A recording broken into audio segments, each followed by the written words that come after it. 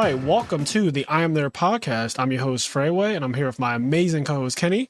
Yo, yo, yo, yo. And today we have some exciting things to talk about, but before we get into that, I just wanted to kind of start off with a, little, how are you doing, Kenny? Like, how's life? Life is, it's okay. It's fucking hot out. It's very hot. I just got back from the gym. I walk home from the gym. It's a 30-minute walk. I had a scare because in my group text for my job, they were talking about the air conditioner, and I wasn't fully understanding what they were talking about, but it sounded like they were saying the AC was broken. Oh, absolutely and I was like, if I go to work and this AC is broken, I'm knocking all this shit over. I'm flipping everything.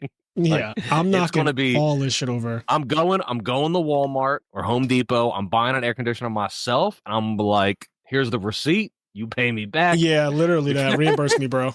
I'll just get reimbursed. Because this is crazy. It's very humid. Yeah, but apparently the AC's fine. Now that said, the AC, when it turns on, it sounds like a hoopty. So I don't think it's got much left in the tank anyway. But yeah, AC's fine. So I'm doing good. That's good. At least you got AC. Yeah, I got AC. I got central air in my apartment. I also have like an AC in one of my windows to just add to it because I like my room to be freezing. I actually cannot sleep unless my room is basically a tundra. Like I need it to be very cold for me to get under the cover because no matter what, summer or winter, I sleep under really heavy blankets. Like that's just how I sleep. I'm not one of those people that in the summer. That. Do you sleep like with no blanket in the summer? Like, do you just sleep on top of your bed? Well, currently, yes, not by choice. Where I'm currently at, there's no way to have AC. Right. Yeah, I just don't have any access to air conditioning where I'm at, so I just don't have a choice. Yeah, so you cannot sleep undercover if you don't have it. Yeah, so I'm just literally like I have my boxers on. Yep, and that's it. And so I started trying to do that too recently because the person I'm dating, so he sleeps with like almost no clothes on. I, for my entire life, have slept in like, I'm basically fully clothed when I go to sleep. I know this is a little unhinged to some people. I sleep basically fully clothed. I sleep with basketball shorts, underwear, a t-shirt or a tank top, like a wife beater, basically. I sleep with either a t-shirt, basketball shorts. I always have on socks. I go to bed clothed. Socks. That's great. Everything. I've never been to bed without having socks on my. Like I go to bed with socks on, basketball shorts or pajama pants, like polo. I got some Ralph Lauren pajama pants that I wear. Underwear, a tank top or a t-shirt, and if it's the winter time, I might even go to bed in like a hoodie or something because under the cover. I don't know. I've done different. That. So it depends. Like, obviously, I've slept at your house a bunch, etc. Yeah. Obviously, I go to sleep fully clothed a bunch, especially if I'm out. Like, I'm not going down to my boxers if I'm out at my friend's house or whatever. Right. So I've gone to sleep on a couch fully clothed, etc. And in my own house, there's been plenty of times where I fell asleep with clothes on. Usually, it's when just like I'm really tired and maybe I'm watching something and then like I just fall asleep. But if I intend to go to bed, usually I take everything off. I have nothing on but my boxers. I definitely take my socks off too. In my head, because I get really like freaky about shit. Not freaky in the freaky way. Right. Freaky, you'll understand in a moment. But like, for example, I don't wear my shoes in the house, right? Yep. So there's like layers to it. So when I'm outside, I have my shoes on. And then when I come in the house, I take my shoes off and I have my socks on. Yep. And I wear my socks in the house. And then I don't bring my socks into bed. Because in the house, there's going to be like, you're still, no matter how clean you keep your house, there's still going to be like some level of dirt or whatever on the floors over time, right? So I wear socks in my house. And then when I go to bed, I take my socks off so that when I get in bed, it's just me. Yep. It's just me. So shower before bed, put on all new undergarments, socks, underwear, put on my basketball shorts or pajamas, tank top, get into bed, go to sleep. That's been my routine for the longest. And like I said, I'm dating someone new. So he sleeps basically in just his underwear or nothing. Even when I was younger and I think sleeping naked is crazy. I do not like sleeping naked.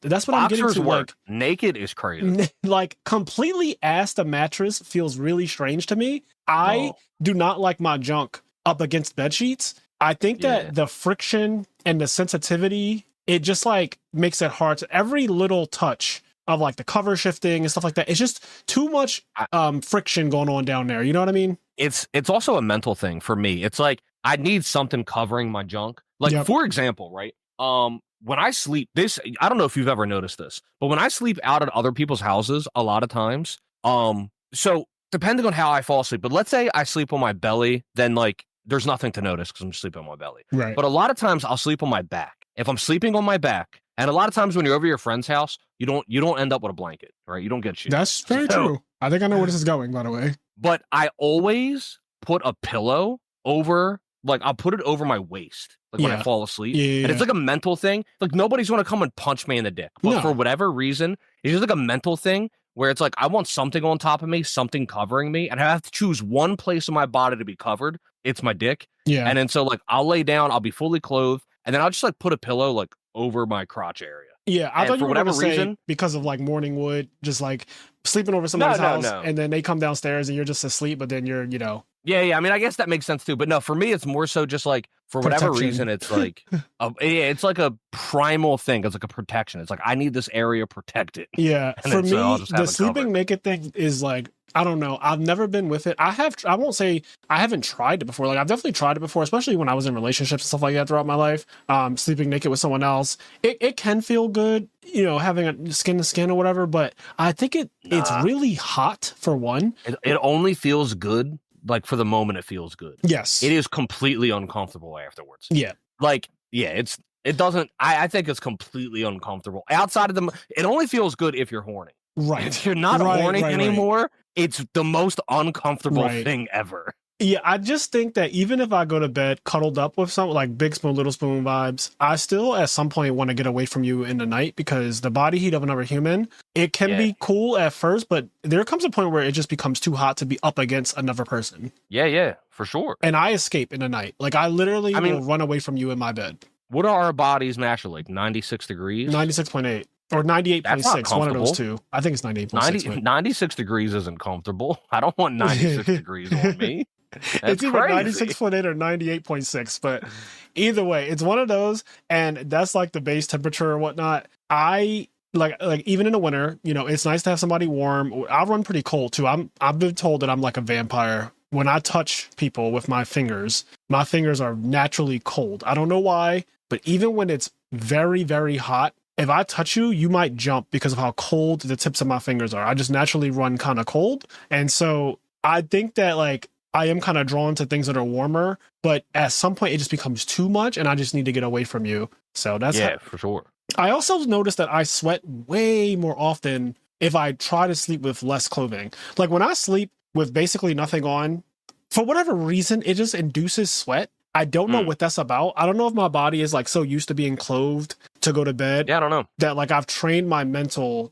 I don't know. It's weird. The less clothing I have on, the more I sweat. But I swear when I'm wearing clothes to bed, I just don't sweat as much. I don't know. It's strange. Yeah. There's all kinds of different things. One of the main reasons why, because every now and then I would wear a t-shirt to sleep. One of the main reasons why I stopped is just because I just hate when you wake up and your shirt's like all fucking twisted and it's all around your neck. I hate it. It's like, you know what? Let me just get this thing off me. It's uncomfortable. Yeah. I hate being all twisted up. Like your clothes just get all twisted. It's annoying. But boxers, it's like the minimum, and I think it works for me. That's what I've been trying to do lately. And honestly, I've been getting to sleep with just underwear on, and it's okay. I don't know if I'm eventually probably just going to revert back to being like damn near ready to go outside when I go to bed. Like, I don't know. I like it too, just because once again, I hate being hot. And so even in the winter, I'll tend to just have my boxers on. Yeah. Because once you get in bed, and then on top of that, I'm sharing a bed with somebody. Right. You share a bed every night. You have a wife. Be hot. Right. Yeah. So even in the winter, once you're under the covers with another person, like it doesn't matter what it is out there. Like you're good to go. Like you're going to be warm. That's the thing. I don't usually sleep with anyone in my bed on most nights. So most nights I am just by myself, and I sleep in a queen size bed. So I have a lot of space. I'm very small. Like I'm very small as a person. So I have a lot of space in my queen size bed to just like move around and shit. But when there's another person, I become very restricted on where I can move. And then the body heat thing. I was going to ask, what position is comfortable for you? Do you have a preferred way to get to sleep? Like, do you sleep on your stomach? Do you sleep on your side? Are you a person who sleeps on their back? For me, the most comfortable usually is on my side. But what sucks is that in the middle so in terms of getting into a position where you're laying down and you just like your pure comfort, it's laying on my side. But what sucks is that in the middle of the night, my shoulder is eventually going to start hurting. Like my shoulder just hurts and it's annoying because then I wake up and I have to switch my side and then both shoulders end up hurting and it's just annoying. And then sleeping on my back or stomach sometimes, and it's one of those things where like sleeping on my back or stomach sometimes feels really comfortable, and then sometimes it's like this is the most uncomfortable thing I know. ever. What is that? It's so frustrating. It Like, is sometimes really I lay on my weird. stomach and it's like, oh my God, I've never been more comfortable in my life. And then the next night I'll try to lay the exact same way and it'll be the most it'll be just be uncomfortable as shit. I It's hate like that. it's really frustrating. I don't have a consistent way that I get to sleep. Like I don't have a position that gets me to sleep every time, and it's annoying because again, the person I'm currently dating always sleeps on their back, and the reason is because apparently he read something that said like you should not sleep on your stomach or you should not sleep certain ways because of the spine, and like I'm sure you've heard these things too. Yeah, Like yeah. certain ways that we do sleep are just not good for your back. It's not good for your spine, which I kind of always knew, but I still, you know, at the end of the day, I sleep on my stomach, I sleep on my side, I do all that shit, and I don't think I've had too many issues, but apparently the correct way to sleep, and I didn't research this, so if I'm wrong, just, you know, don't listen to what the fuck I'm saying, I guess. But like apparently the correct way to sleep or the best way to sleep for your back and your spine and all that stuff is just like laying on your back, basically like a fucking vampire in a casket. I find that comfortable every once in a while, but that is definitely not an every night. I'm just gonna do the whole like casket ready. It's tough. It's tough. You know what else? You know what I do a lot of times? Because similar to you, I don't feel like I always have a consistent exact thing that is comfortable. So like, for example, sometimes I'll lay on my stomach and I'll be comfortable. Yep. But the longer I lay on my stomach, the more uncomfortable I'll get, like with my neck or something like that. Yeah.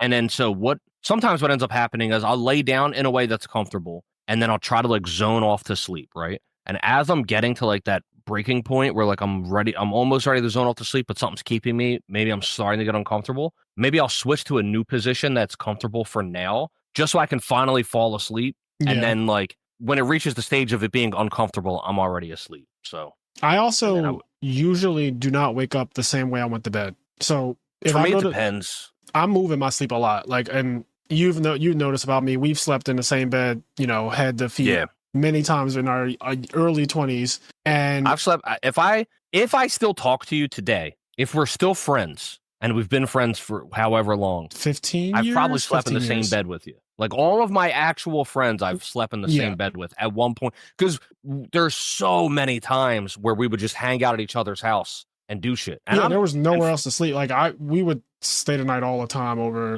mainly Kenny's house. Some people don't know this about me. There's no way you could know it, but I'm not the kind of person that likes to go and hang out and go home. If I'm going to leave my house to go somewhere, Kenny I want to spend the night.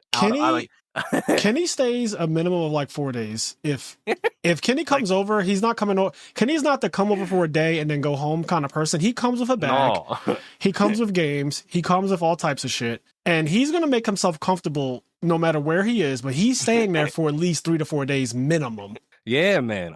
You're gonna get me out of my house and I gotta take the train or all that, because I don't want to take the train again. Yep. And I gotta make the most out of it. It costs money. I'm gonna go over there. I'm gonna stay. The year I graduated college, I slept in everybody's bed.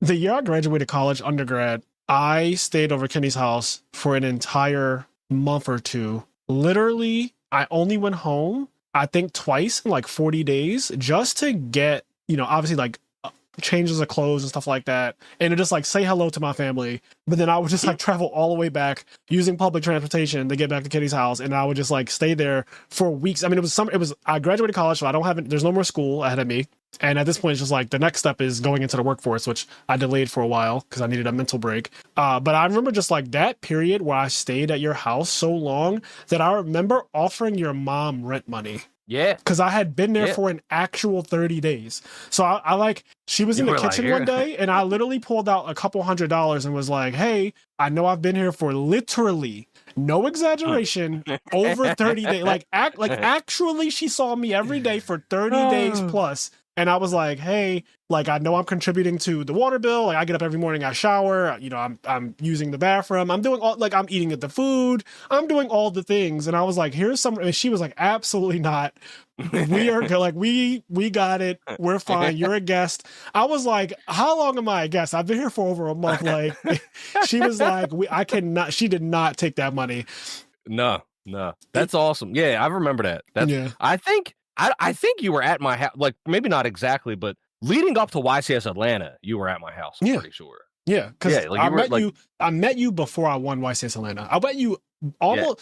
It's not a full year. I met you in January 2010. and I won in November 2010. So at this point, we had known each other for 11 months, which is actually a really long time, especially because like that's basically like the honeymoon phase of a friendship too. So we had known each other for a while. I had been staying over your house all the time at that point because you had like the house that people went to. And yeah, this is now a trip down nostalgia lane for people listening. Yeah, this I is don't know not how we got here, but we're ranting. I know. This Yeah, is we're not what we completely showed up here to talk about. No, it's not. So but yeah, I mean, it was cool though, because we became friends pretty quick. Because when I went to Red Cap, I think by like maybe the end of the first time or second time I was there, we became friends. Yeah. And then obviously becoming friends is different than like actually being friends. Yes. Weeks and months later.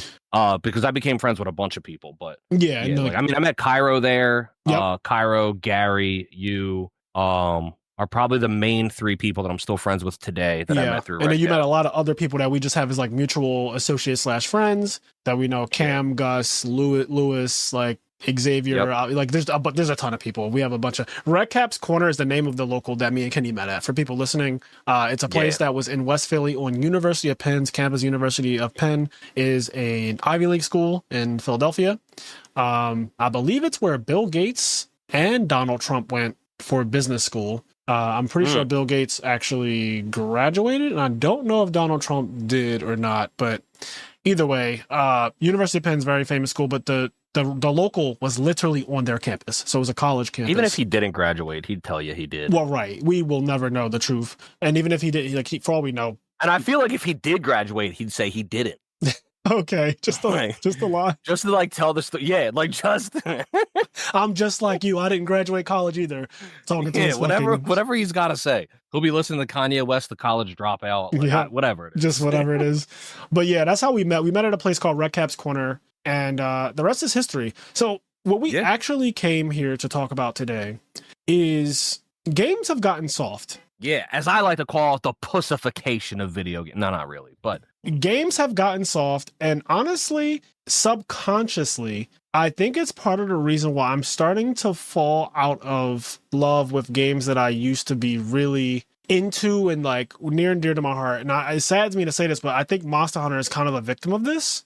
Yep. It could also just be because I'm going through a different phase in my life where, like they say like every 7 years or whatever, your tastes just change for things. Like, and I've played almost every single Monster Hunter game that's ever come out. But you're over 30 and you've been playing Monster Hunter through a lot of 7-year periods. I have. So I don't know if that's the case. I've been playing Monster Hunter since I was 15, to be clear. It's been 2 decades that I've been playing Monster Hunter. And I literally love the series. I love the franchise. I've played every single game except Try, which is the one where you have underwater combat. I've never done underwater combat in my life. So the newest game came out this year, and leading up to it, super hype. Everyone thought it was going to be like an open world game. I'm kind of thankful that it's not like fully open world, but the maps are huge. They're bigger than they've ever been. A lot of quality of life improvements have been made over the last several years. So starting with Monster Hunter World, where there were no more loading screens. Once you got into a map, you were just hunting as much as you want. And there's no loading screens. If you remember the old Monster Hunter days, for people who might not know,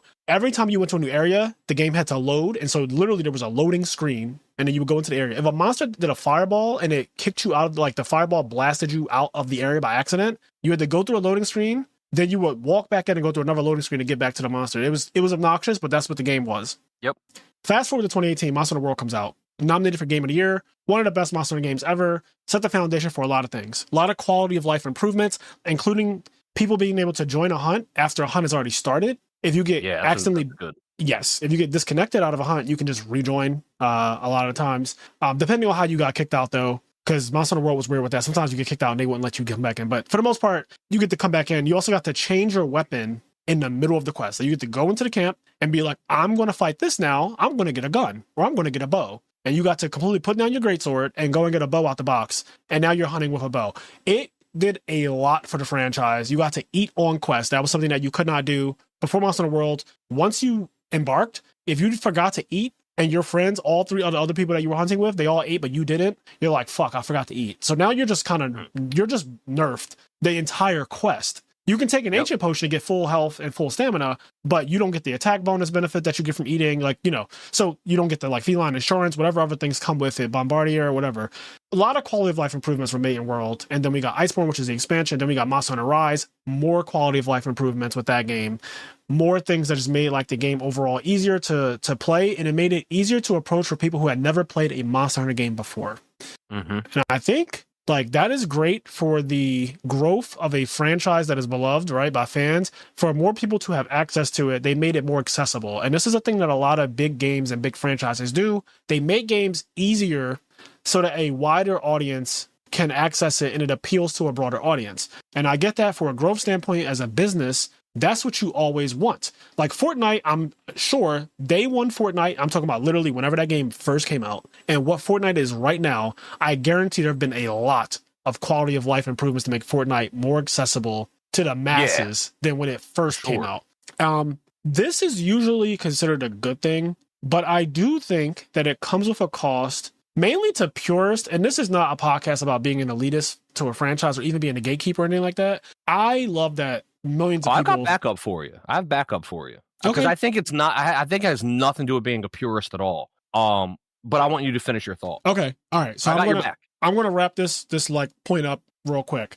So I'm not like one of those people that's trying to gatekeep or say like, oh, the game's too easy and that's why it's not good anymore. What I really think is Monster Hunter specifically, speaking for Monster Hunter, we're going to talk about other games. We're going to talk about fighting games and how they've got pussified, as Kenny calls it, and just all types of stuff. Oh, wait, I was joking when I said that. I don't want to get canceled. Well, whatever. But like Monster Hunter specifically, now to make a comparison, in the old days, to get a Rathalos Ruby, it was a 2% drop from Rathalos if you carved it from the tail or if you captured it. You could not carve it from the body. It just was not a thing. So you either got it from cutting the tail off and it was a 2% chance you carve it, or if you captured it or killed it, it was like 2% in the rewards. I think capturing was a little bit better. I think capture you might have gotten 3%, and killing it you got like 2%. It's a little fuzzy because those games are like over 10 years old. They're definitely over 10 years old now. They're over a decade old, those older games like that.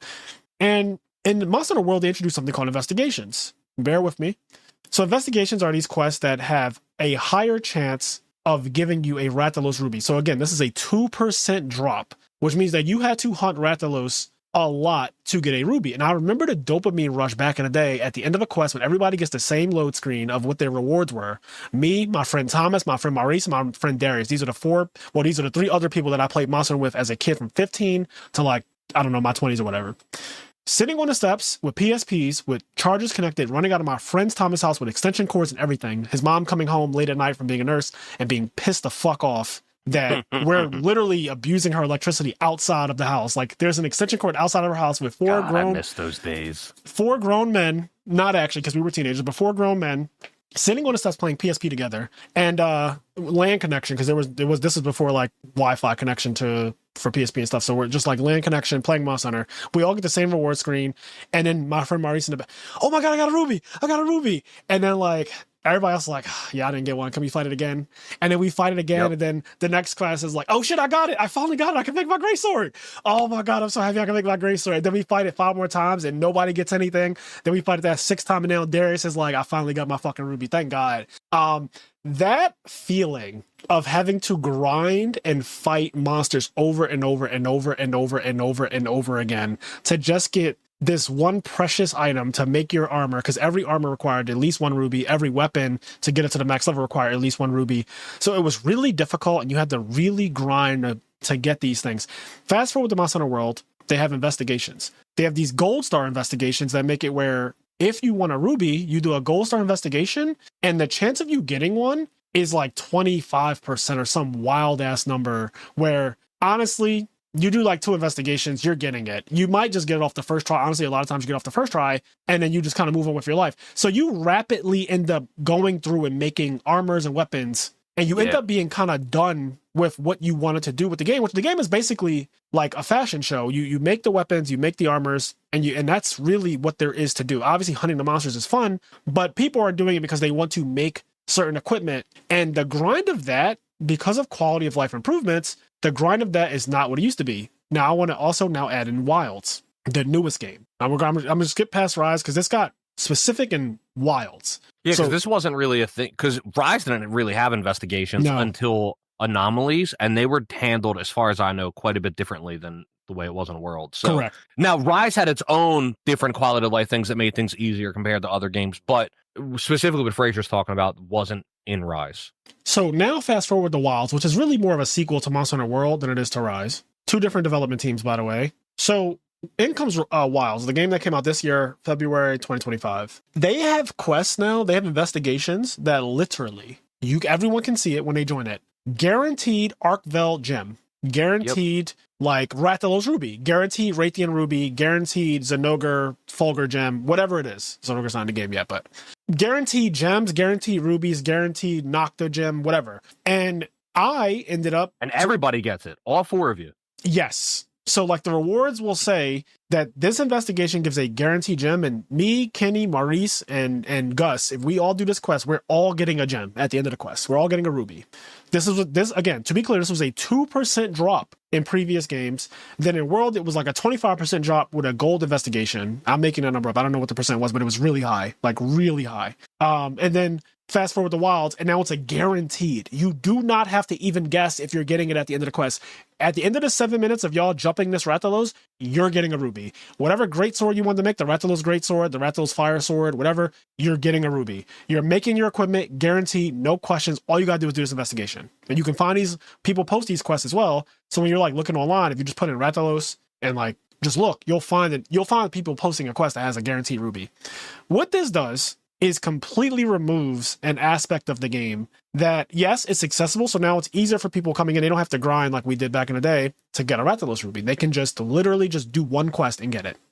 But what that also does is shortens the lifespan, in my opinion, of these games, because I ended up making almost every armor that I could think of, every piece of equipment, every great sword or a dual blade or a long sword or a hunting horn, whatever I wanted to make. Whatever the ingredients were, there's always 4 ingredients to every single thing you make, whether that's armor or weapons. There's always 4 ingredients at least.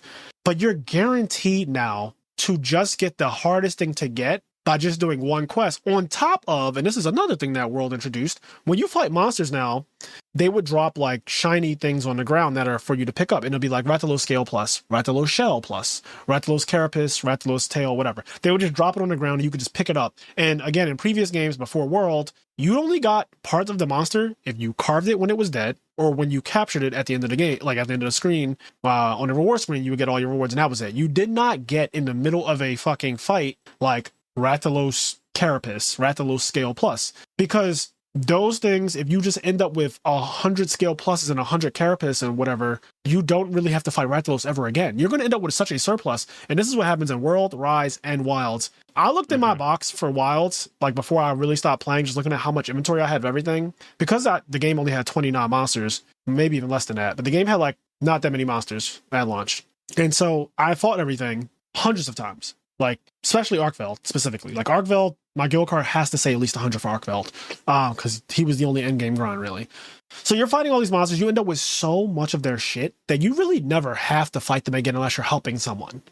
And there's only so many people that need to be helped, because everybody is getting all the materials from just doing a few quests to make the entire Rathalos armor, the entire Rathalos Greatsword tree, the entire Longsword tree. You only have to do you only have to fight the monster like 5 times. You can make the entire armor, the best weapon from it, and everything. You get the plate, the ruby, whatever you need from fighting it literally like at max, and this is probably like too many times, but at max like 5 times, because you get so many rewards from just breaking parts now, from like running it into a wall or whatever, from mounting it. You just get like a bunch of materials. So by the end of one fight, you end up with like 10 of each part of the monster that's like a basic part, like a scale plus a shell or whatever. You end up with so many of that. And then you end up with the ruby too. On top of that, if you're in an investigation that guarantees that. So you don't really have to fight the monsters that much. And it kind of just defeats what I think was the purpose of Monster Hunter, which is to be a repetitive, grindy game and a fashion show. What do you think about what I'm saying, Kenny? So I think there's a lot that goes into what you say, and I think there's even aspects that you didn't mention, but and maybe some of the things I'll say, maybe you'll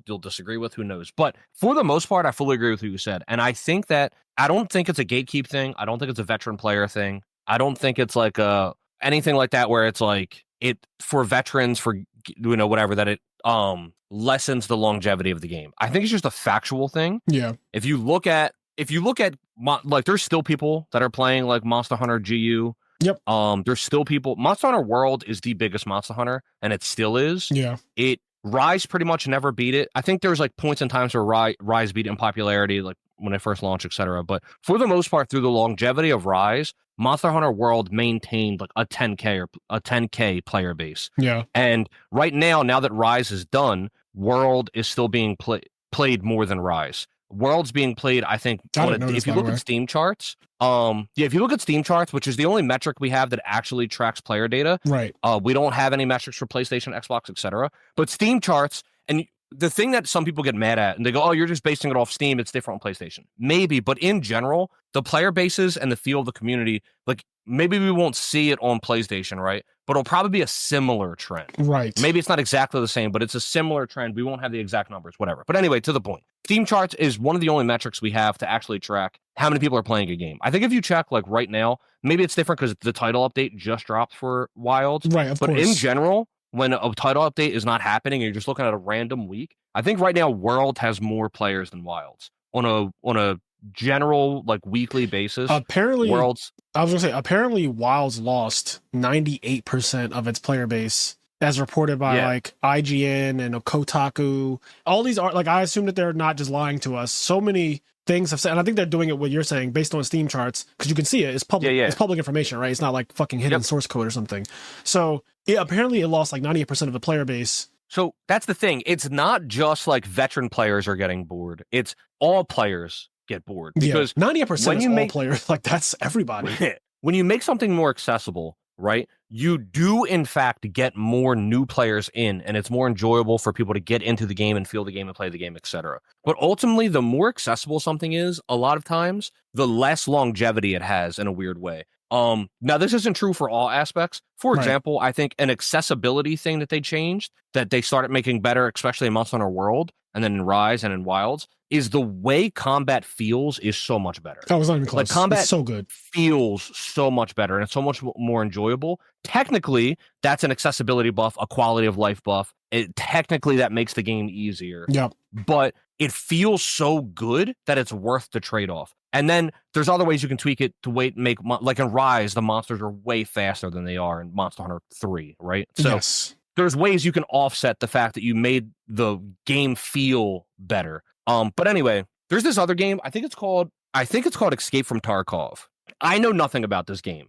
All I know from it is what I've heard from YouTubers. But I'm going to give a very brief explanation of some things, because essentially it's in some genre called an extraction shooter. I don't know what that means either. But this game, Escape from Tarkov, as far as I know, it has like over 100 different ammo types. It has like a bunch of different guns, a bunch of different equipment, and the game doesn't really tell you how anything works. And there's all these different ammo types. You do all this different stuff, and it's an extremely dense game. It's extremely not accessible. Right. It's extremely difficult to get into, and I don't think it has a really healthy player base, but it doesn't have a ginormous Fortnite player base, because it's very difficult. There's a lot of grit. There's a lot of tension in playing the game. However, the people that play the game, the people that love the game, they can't stop playing it. Once you get into the game and you get past that grit and you like feel that tension and you feel those things that aren't quality of life that make you deal with the game, and you really get to like enjoy the depth of the game, you stay with that fucking game. And like, it's so enjoyable because there's so much depth and you can keep digging deeper. So apparently there's other games that are being made in this exact same genre, but they have way more quality of life features. People looked at it and say, hey, this game's really good. A lot of people love it. We can make that game, and we're going to make it more quality of life. And then what happens is those games come out, they get a huge player base. A bunch of people play them. They love them. But within like a month or so, they all leave. But Escape from Tarkov still has a very consistent, strong player base. The reason is just because you need that tension, you need that grit, you need that friction in order for a game to have longevity. Because if you just load into the game and everything is just done for you, you just get your ruby as soon as you get it. If you take, like, okay, here's a great example to bring it back to Monster Hunter. I know everybody hates hot drinks and cold drinks. Yep. And I'm not saying hot drinks and cold drinks are good, but I think that hot drinks and cold drinks can be a really good mechanic, especially if instead of, because they still work the way they've always worked. Yep. If instead they dove into that mechanic more and if they made it even more not quality of life and maybe add just more to it, it could be more interesting. But the way it works now is the very first quest you ever go on where you'll need a hot drink or cold drink, you'll get hot drinks or cold drinks.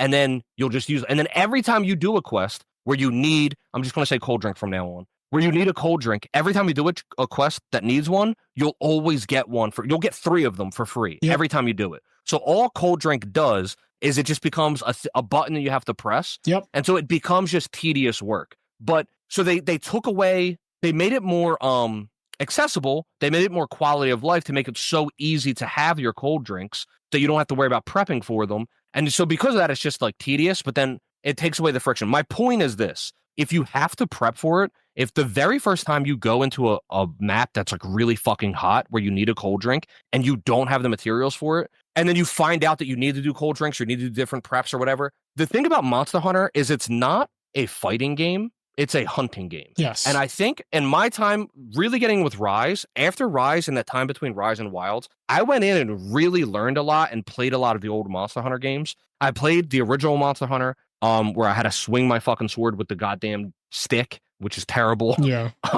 I played that. I played DOS, which was only released in Japan. Now, I didn't beat all of these games, but I played them. I got emulators. I played them. I played DOS. I played Try. I played GU a lot. I put like hundreds of hours in the GU, also known as Double Cross. I played a bunch of Monster Hunter games since then, and I've learned a lot about them, etc. If in the newer Monster Hunter games, it's kind of expected you don't fail a quest, other than certain quests where they want you to fail, like Zoshia. Like they want people to fail that quest. Yep. So that quest is really yeah. So like you're supposed to fail Zoshia, so you're probably going to fail Zoshia. But throughout the whole game, I don't think Wilds expects you to really fail quests, and that once again makes the game more accessible. But it gives the game less life, less longevity, because you're just, not only are you succeeding on the things more often, when you succeed, you're getting more rewards more often than you would previously. All this to say, like, does it make the game nicer to play in the short term? Yes, but it gives it a lot less life long term because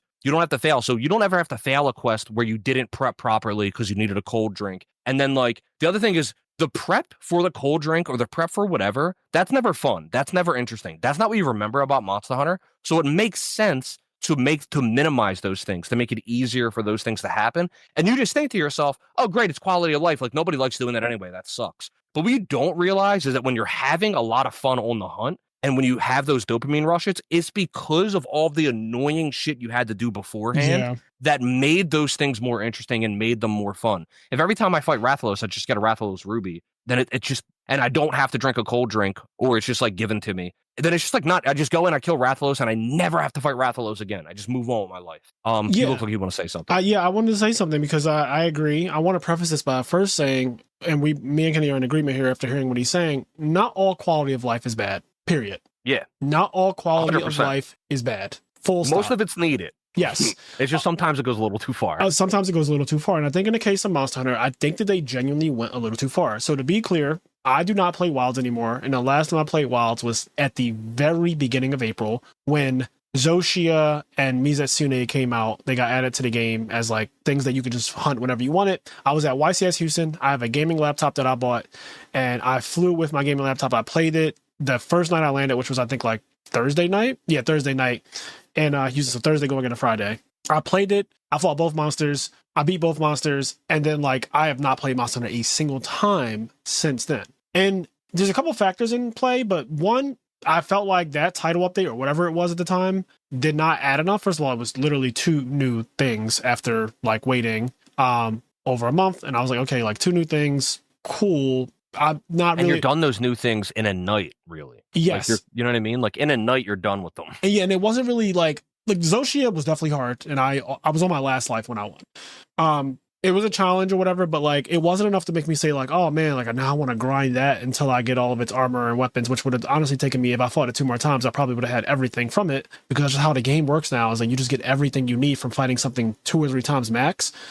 I don't play it anymore because I also realized that in general, there are a lot of good games out there in the world now. And this has probably always been true, but as I'm getting older now I invested in a gaming PC in October. So I have a huge library, because Steam is actually just going to eventually, if not already, outclass every possible console, because Steam just keeps growing, right? Like if you think about how restrictive the Switch, the PlayStation, and the Xbox are when it comes to playing older things. Now, some are better than others, but at the end of the day, their library will never encompass as much as the Steam library encompasses. Steam's broken. It's the best. Steam is not playing fair. If you really think about it, eventually, and this is also becoming true right now, most people are just going to end up being PC gamers at the end of the day anyway. This is a problem that's happening. Not a problem. This is only a problem for console gaming specifically. Like, console gaming is becoming an artifact, just full facts, because of the way gaming is trending as an industry. And Sony, Microsoft, and Nintendo are all finding new ways to navigate that. Nintendo has the best chance at like navigating these waters because their IPs, you can only play them on Nintendo. Yeah. You cannot play Mario or Zelda or Metroid legally by buying it on Steam. You cannot buy Super Smash Bros. On Steam. I cannot go on Steam and buy Smash Ultimate right now. I have to play Smash Ultimate on a Switch or a Switch 2. I literally cannot play it on Steam. So the only way to play Smash Ultimate legally is to go through the channel of buying a Nintendo console. But Microsoft and Sony, their games, God of War, I play God of War Ragnarok, PC. Last of Us, PC. Clair Obscur, PC. Like, I can play all of these games now on PC. There's no real incentive for me to have a PlayStation or Xbox ever again. And exclusives are kind of a thing of the past. Like, that was a big deal back then, and that was the way they sold consoles. It's like, oh, you can only play this game if you have a PlayStation. You could only play Halo if you had an Xbox. That was like the big thing. Remember, Halo would sell Xboxes.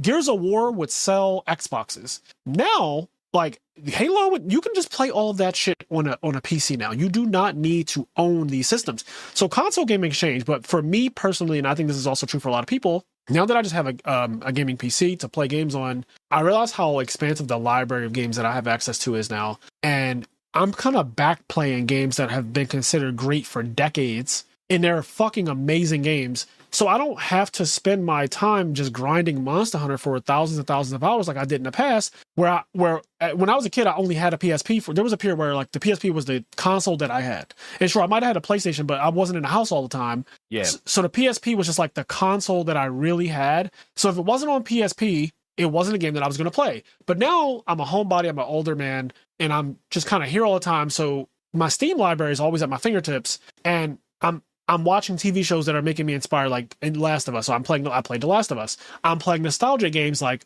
Legend of Zelda: Ocarina of Time, another game that's like one of the best games ever. I'm playing Clair Obscur, which is like everyone's saying is going to be Game of the Year 2025. Whether that's true or not doesn't matter. The game is just an amazing game, storyline, everything, right? Mm-hmm. And after this, I have more good games, great games to play. There's so many games competing for your time. Yeah. So when it comes to Monster Hunter Wilds, when it first came out, I played it for 200 hours and I got the HR 200 really, really quickly and like put in a ton of time and had a great time making all these weapons and trying all the new stuff and like learning all the new mechanics and all that good stuff. But it got to a point where there was literally nothing for me to do unless I was forcing it. Like, I would have to force myself to turn on my system, turn on my PC, and grind for things that I don't really want. Like, I could start making hunting horns. I could start playing the sword and shield. I could even start playing the regular lance. But like, now I'm forcing it because I've already made all the long swords I want. I've already made all the great swords I want. I've already made all of the bows and the insect glaives and whatever. I've made all these weapons that I wanted. I made every competitive armor that I wanted. So it's like, I could make goals for myself that are goals that I don't really have though. Like, they're goals that I could just set a goal. Like, I'm going to make every this, or I'm going to do this, or I'm going to like whatever. I could make goals for myself if I wanted to, but there's no real reason to do that if that's not what you truly want to do, when you can just play something else entirely. And again, games are really, really good now. Well, I shouldn't say now. Games are just really, really good, and having access to so many means that, again, Monster Hunter is competing with every other game in the world right now for my time. I could play anything right now. I could play Majora's Mask tomorrow. I could play Breath of the Wild right now. It has to compete with the chance that I play Breath of the Wild. And I think another thing is that, like, so there's so many games competing for your time. And with that being said, it makes sense that a game being more accessible, having more quality of life, would get you to play it more. But I actually think it's the opposite. It gets you to play it more in the first week, but I think it's the opposite for long term. Because at the end of the day, with so many games competing for your time, there being so many amazing games, it's very easy to get a dopamine hit to go to a new game, right? It's very easy to do that. True. And a game that's going to keep you playing, keep you coming back to it, needs something else, right? So, for example, and I think Frazier might disagree with this point, but I'm going to try to like win him over, but maybe I won't. But based on previous conversations, I don't know if he's going to agree. I think multiplayer Monster Health should not scale. I think it should just be whatever their big fucking health is. And my reason is part of what makes Monster Hunter, I think, so interesting and so entertaining to a lot of people is the group play. Now there is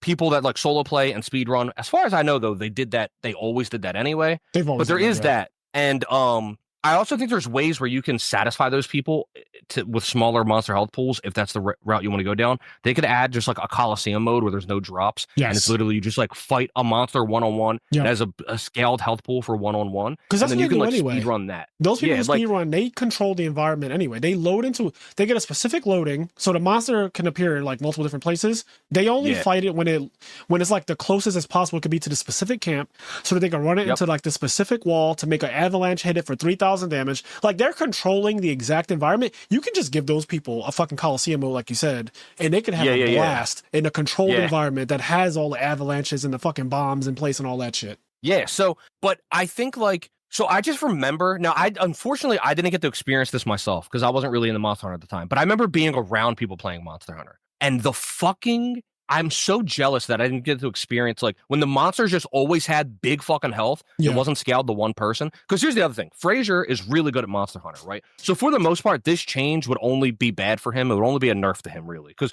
more people on the team can only be bad for Frazier. Yeah, it actually, and you know this because we played Rise together a lot. And I could clear a monster by myself way faster than I could with people, which is like very interesting, depending on who the people are. If it's me and Kenny, we are going to destroy the monster really fucking fast. But in general, if it's 4 people and like, let's say 2 of them are more beginners to Monster Hunter. And that's fine, right? Like playing with your friends is still better than playing by yourself in general. But like if it's 2 beginners and 2 experts, your time is probably not going to be as good as somebody hunting solo who's an expert, right? That's just like, it just makes sense. Because the monster health pool scales with the number of people. So if 2 people are kind of not carrying their weight because they're just like nowhere, they don't know how to go for DPS, how I go for DPS. They run around a little bit more. They wait a little bit more to attack. I'm attacking basically all the time because I know every opening. So yes, it is a nerf to me for the purpose of like playing the game. And this is, like Kenny's saying, it's specific to me. I like to beat the monster as fast as possible and see the time at the end and be like, holy shit, I killed that in 2 minutes. Like for me, that is part of the way it's fun for me. But obviously, and the cool thing about Monster Hunter, everyone can play it for a different reason. But I get what your point is like, if the monster health didn't scale, it incentivizes you to hunt with people. Yeah, so like if the monster health doesn't scale and the monster health is always big, right? Because right now, Frazier can load into a hunt. If he needs something, he can just load in by himself and he can like get it done. You can just kill the monster, get it done relatively quickly, and then like you're good to go. But if the monster health never scales, sure, that's just less quality of life. But in the long term, it makes the game, I think, more interesting for everyone because now if Frazier plays with 4 people, it's always a benefit unless they like triple cart. Yeah. But like outside of them triple carding, if you're playing with 4 people, it's always a benefit to some degree because they're dealing damage you're not dealing. Yep. And so like the monster always having big, and then you get to experience that thing where like you have a friend that's like, I can't fucking beat this monster. And then like you get to help him because right now, if your friend fights a monster by himself, it still might be hard, but because the health is so much lower, they'll eventually probably just beat it. Where if that monster's health is quadruple what it is, eventually, because here's the other quality of life thing that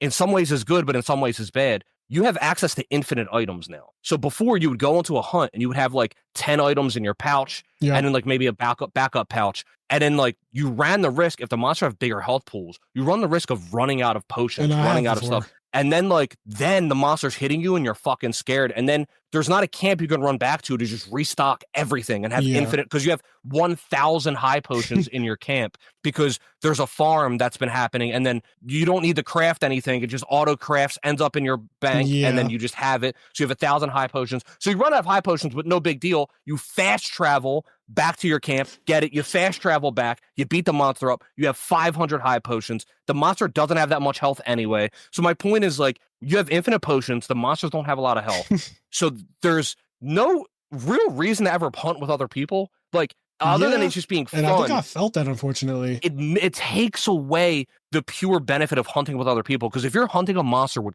quadruple health and you have a limited item inventory, you can start to run out of potions and you feel that grind. Holy fucking shit, I can't beat this guy. But then you fucking call up Kenny and Frazier and I'm going to make a name up, Dominic, and these people show up, and then now all of a sudden it's 4 of you and you're fucking them up, and then you get it to the end, you still have your potions left, you beat them faster. So my point is just like, making the monster health scale, making it so you have infinite items at your fingertips at all time, making it so you can fast travel everywhere, make it so that when the hunt starts, you just press a button and you put your controller down and your dog just walks you to the monster. Like, yeah, this is everything. You're cooking right now. Yeah, like, here's the thing. Some of these quality of life changes might be good, but the problem is we have all of them. It's too much. It actually is too much. I want to touch on some of this. So I think you're really cooking because you basically don't really play the game anymore. And no, I'm being hyperbolic when I say that, but if you really think about what you said you load into a map where you have infinite items, and you do. You have your whole fucking box. You have every item you've ever gotten ever at your fingertips at all times. You can fast travel to that shit whenever you feel like it. So that's first. You have access to unlimited items. 2, you don't have to learn a map. You don't have to walk anywhere. If you want to go to the monster, you simply open the map, see which camp is closest to it, and you just teleport to it. Mm-hmm. This is some new shit that they started doing in Monster Hunter World. It did not exist before that, but I'm actually starting to realize the same way we complained about Game of Thrones, every episode it mentions Game of Thrones in some way, the same way we complained about the last 2 seasons of Game of Thrones where they completely stopped traveling and they started just being at King's Landing, then being at the Vale, then being at Dragonstone. Like Daenerys, literally in one episode when she goes to like burn down the Lannisters like gold and shit like that, or like their barley or whatever they were bringing back in the King's Landing, they like Jon Snow's like, hey, where, or Theon's like, hey, where's Daenerys? And they're like, oh, she left. And then the next scene is like Jaime and Bronn sitting there and a dragon shows up where they're at. They're in the fucking Reach. They're in where the Tyrells live at. They just beat the Tyrells. Olenna just died. And she's like, Daenerys is literally in the same episode that she was in Dragonstone in this episode. She was on fucking Dragonstone. She's now at the Reach, burning down fucking caravans in the same fucking episode, bro. She fast traveled, literally. Like, if you look at a map of Westeros, she fucking fast traveled to the Reach. And so that is just not good from a storytelling perspective. And I'm starting to think it's also not good from the longevity of a video game perspective, because me and Kenny jokingly would say, but not jokingly, we would say, I don't know these maps in Monster Hunter Wilds. Yeah. I still, if I load up Wilds right now, I don't know the maps. I don't know a single, I could not tell you right now, especially the Scarlet Forest. Like, if you ask me to just like go and find Uvduna, I know generally like it's in the waterfall area, but I couldn't tell you anything besides the waterfall area, which is at the top of the map. Like, if you ask me anything about the middle section and the caves that are kind of under there where you can fish, I don't know how to just like find that shit without literally clicking. Like, I can go on my map, R3, click it, and my animal will just drive me there without me having to do anything. I don't press anything. I just kind of sit there and it walks me to bitter bugs. It walks me to honey. It walks me to whatever I need, right? It just literally walks you to it. You just click it on the map and it just takes you there. I never explore the areas because there's no need to. I have people in every town. There's a guy or girl who's farming ingredients. Like, they're farming your flash bugs. They're farming your bitter bugs. They're farming your god bugs. They're farming your thunder bug capacitors. Whatever you need is always being farmed every mission. So you just do quests. And in the background, the game is just multiplying all your items. And when you're on a quest, you teleport to the monster. You get to it. The monster's health pool is super small if you're playing by yourself.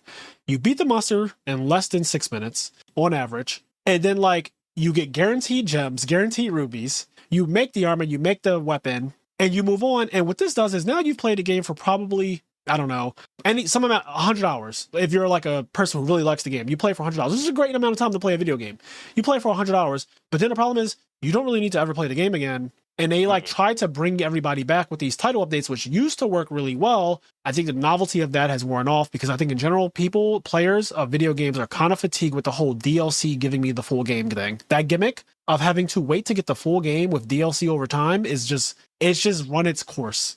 I think that in general, people are kind of tired of this whole, you buy the game, but then you really didn't buy the full game. You wait a year after its release. Like, Wilds at the end of this year will be a more robust and complete game. But by the time we get to December, and it's already lost 98% of its player base, by the time we get to December, Wilds is going to be very dead, even if they release a bunch more. It's just not people's time span is just our attention spans are just not the same. The other thing too, though, is that there was a couple other random points that I don't know if you want to touch on, so I don't want to interrupt you too much. But the other thing too is the problem isn't it's not an amount of monster problem. The problem isn't that there's not 100 monsters in the game. Right. The problem is that each monster is significantly less. Everything you do in the game is done significantly quicker, and everything's significantly less valuable. So like in the old Monster Hunter games, people played them for hundreds of hours and they had 15 monsters. You know what I mean? Yeah. Like, it's not necessarily that the game needs 100 monsters. Of course, that's great. It's good. It makes it, even better. But my problem, like, in terms of the accessibility, I know a lot of people say, like, the game's too easy. And usually when they say that, they're referring to, like, the difficulty of the monsters fight. Yep. But for me, it's not even really that. I think all of the quality of life around the monsters fight is what makes it too easy.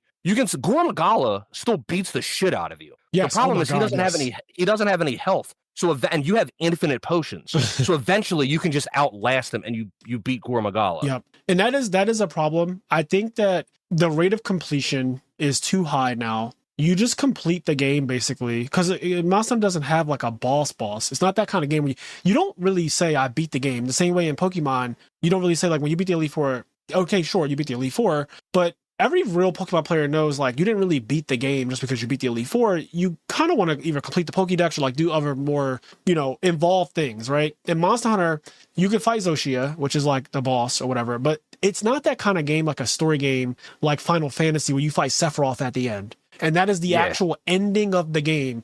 Monster Hunter is supposed to be played over and over and over and over again, but they killed that by making it where you teleport to the monster, you have infinite items, you can change your weapon to fit before, if I didn't like the fact that Rathalos stayed in the air, I was using a longsword, guess what? I'm just stuck using a longsword, and I have to deal with it being in the air, and I have to figure out ways to fight it because it's going to stay in the air. It is literally called the King of the Sky. It's supposed to be annoying. It's a fucking monster, bro. It has AI that makes it annoying that it's in the sky. But now what I do is I go back to my box and I tell Kenny, I'll be right back. And I go get a fucking gun.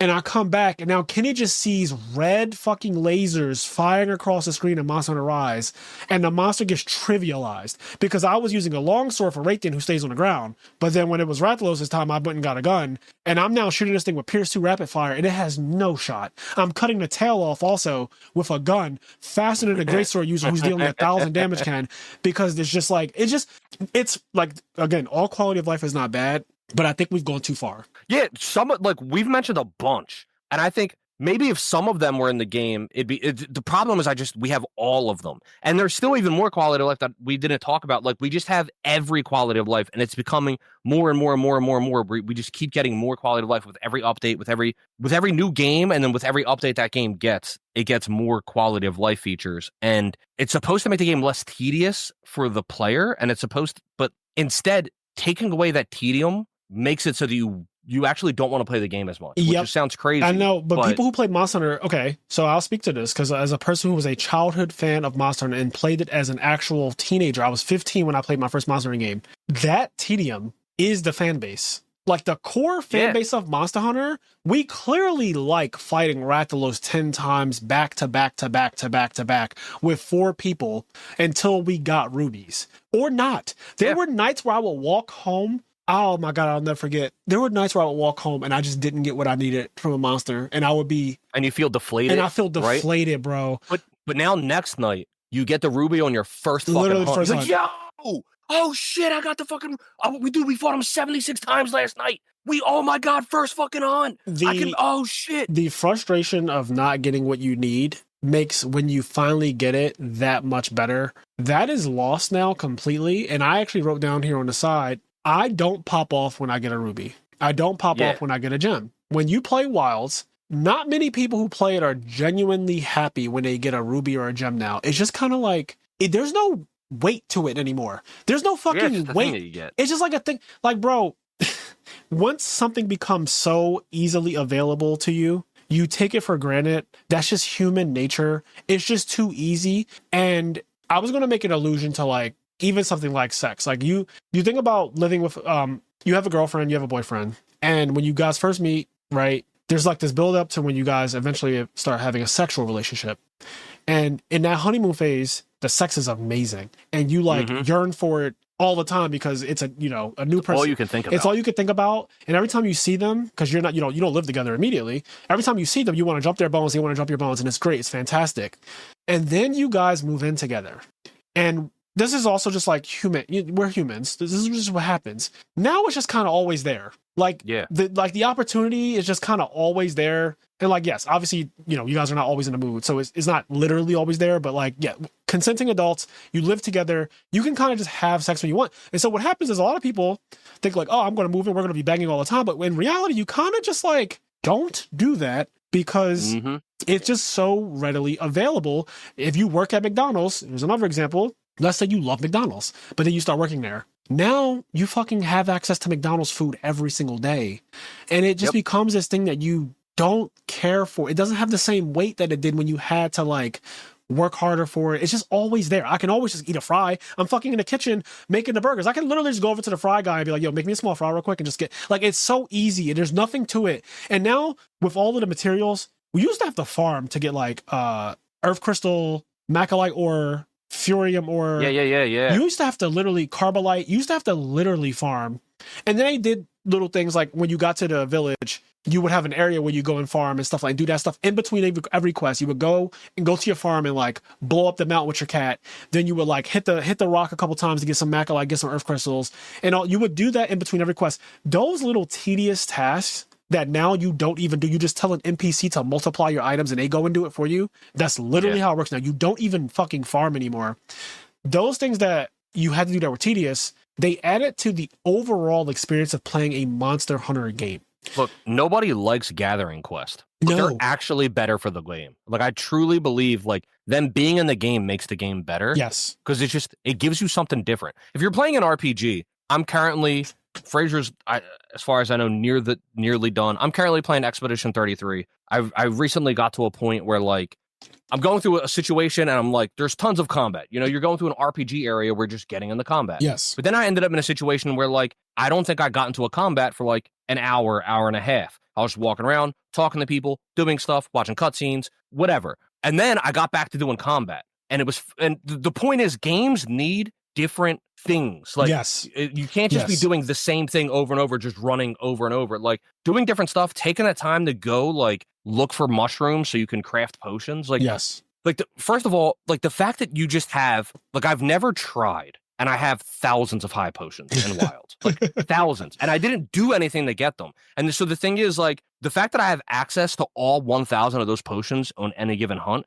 is already a bad thing. But then the other bad thing is I didn't do anything to earn the 1,000 high potions. I just have them. So for example, once again, like I said, not all quality, or Frazier said it, I said it, not all quality of life is bad. The problem is we have all of it. So imagine a world where either A, you have access to your camp at all times, and so you have access to all of your items at all times. So you can go back to camp and get all your high potions and just put them in your pouch. Okay, but there's a lot of tedium to the prep work of getting potions. Yes. You have to do a lot of work to go get those potions. So now maybe you don't have 1,000 high potions in your camp because it takes a long time. There's a lot of prep work to getting all of the materials to making all those high potions. That's one way to do it. The other way to do it is maybe, okay, you make it super easy. You just get all of those materials. You have 10,000 high potions, but you can only bring 10 with you on a hunt. And you don't have access to all 10,000 of them on any given hunt. Yeah. Those are two different. The problem is we have both of those things. And when you have both of those things, health, you now have infinite health. And it's like, what's the point?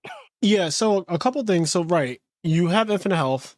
I also think that when most people do say the game is easy, like you said, they're talking about mainly the combat aspect. I think that is just an annoying critique of Monster Hunter because a lot of people saying that are just veterans of Monster Hunter. So like, and I've seen this point on Reddit. I've heard Kenny say it. I've heard other people say it. But if you really think about it, if you've been playing Monster Hunter games in general, and this is not your first Monster Hunter game, of course the game is going to be easier to you because you've been playing fucking Monster Hunter games in general, and they're the same game, essentially. Yeah. Like, fighting Rathalos, sure, they changed his AI a little bit, but at the end of the day, he's still just the same. Rathalos. He's still Rathalos, bro. So he didn't do anything that surprised me. Like, I was like, oh, it's Rathalos. Yeah, exactly. So he doesn't do anything that's too surprising. His AI is virtually the same. Like, cool, he stays in the air and does a little fireball. He flies past, shoots fireball, whatever. He's still Rathalos. You've been playing Monster Hunter games. You know how they go. So it's always going to be easier to you than somebody who's literally never played it, and they have to learn how to work a camera. They have to learn how to Z-target or whatever, or like lock onto a monster correctly. They have to know how to use the new focus mode thing. Like, there are things that make the game very difficult for a beginner. And And that way, the difficulty for you, who's a veteran, is never going to be what you want. But I do think they could make the stakes a little higher by just doing a couple small things that'll make it where I think people will end up playing the game longer. One, fast travel, take it out the game.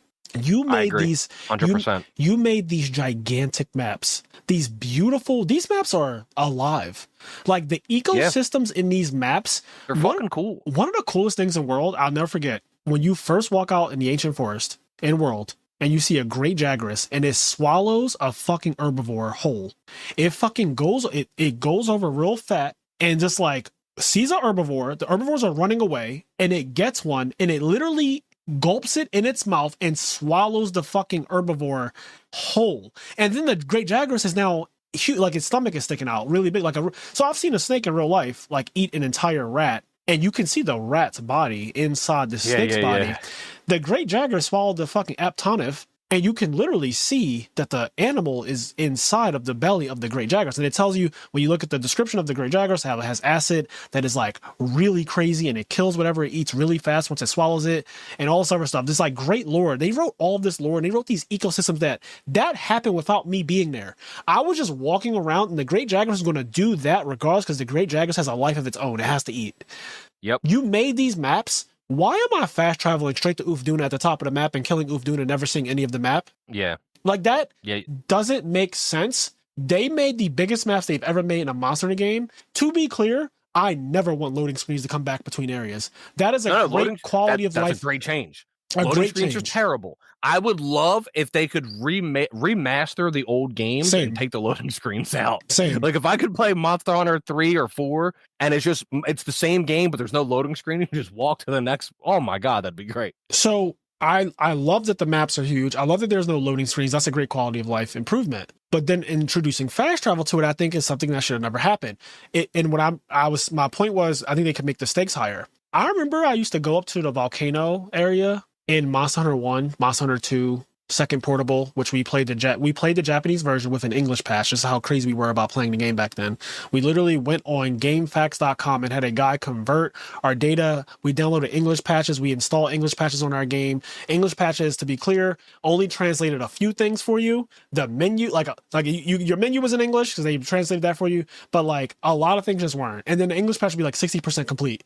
So some stuff just wasn't even translated. Then the next week it'd be like 80% complete. Anyway, Fanatic. Back then, I remember going up to the volcano and fighting a blue Rathalos, Azure Rathalos, as it's called. Fighting Azure Rathalos, getting fireballed, losing 70% of my health, getting back up to take a potion. Back then, when you took a potion, you couldn't move. Your character drank the potion, and while they were drinking it, they were vulnerable.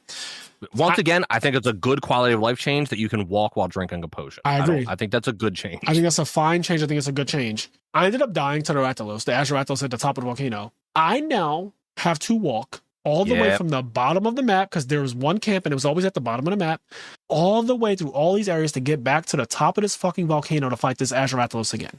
There were stakes to dying that made my fingers and my palms sweaty. I was on my last cart, so if I die again, the mission is failed. I'm on my last cart. I have 2 potions left. I keep getting caught by this stupid ass attack that I think that they just coded entirely too hard to deal with. And losing, like dying in a quest and having to travel all the way back there, you didn't have an animal to jump on. You couldn't jump on a single fucking thing to get back to the top of that volcano. You had to travel the whole map, which means that you end up learning the map because you cart it. You end up learning certain things. You end up seeing monsters on the way. There's a Basarios over there. Now there's a Gravios over there. Like, it just made the game feel more alive. Those gathering quests that everybody hates, usually you would do a gathering quest in a new locale. And that actually was a way you learned the locale a little bit before you did an actual hunt, because you were doing a gathering quest in there. And then sometimes on a gathering quest, there would be a big threat. Like you have to get the Raytheon egg and you have to bring it back. And now there's a fucking Raytheon chasing you. You got to fucking run with this egg. And it's like, but you're learning the map and then you're interacting with the monsters in a different way. And now you're not trying to kill the Raytheon, you're trying to get the fuck away from it.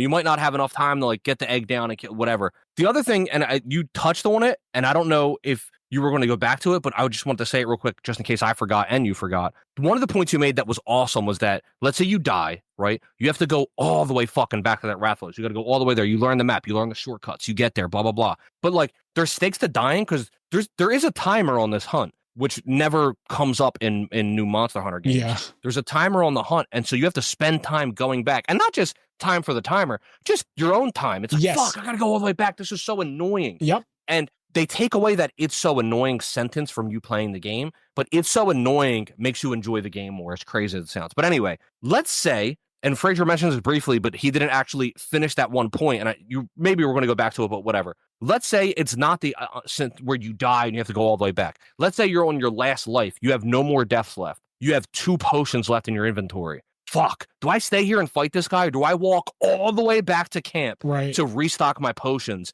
and then walk all the way back to the Rathalos? Like, there's no fast travel. Now, if you have the thing where you have infinite potions that you have infinite access to, that's, once again, all quality life isn't bad. We just have too much of it. If we have the 1,000 potions in our box, that's not as big of a deal if I have to spend time walking all the way back to get it and then walk all the way back again, because now I'm weighing... Yeah, there's stakes to that. I'm weighing it. I'm saying, do I just want to stay here and say, no, I'm better, and I'm going to fucking beat this Rathos with 2 potions? I'm just not going to get hit, because I'm not walking the fuck back. I'm just not going to get hit. Yep. And I do that, and then I die. Fuck, I should have just walked back and got a potion.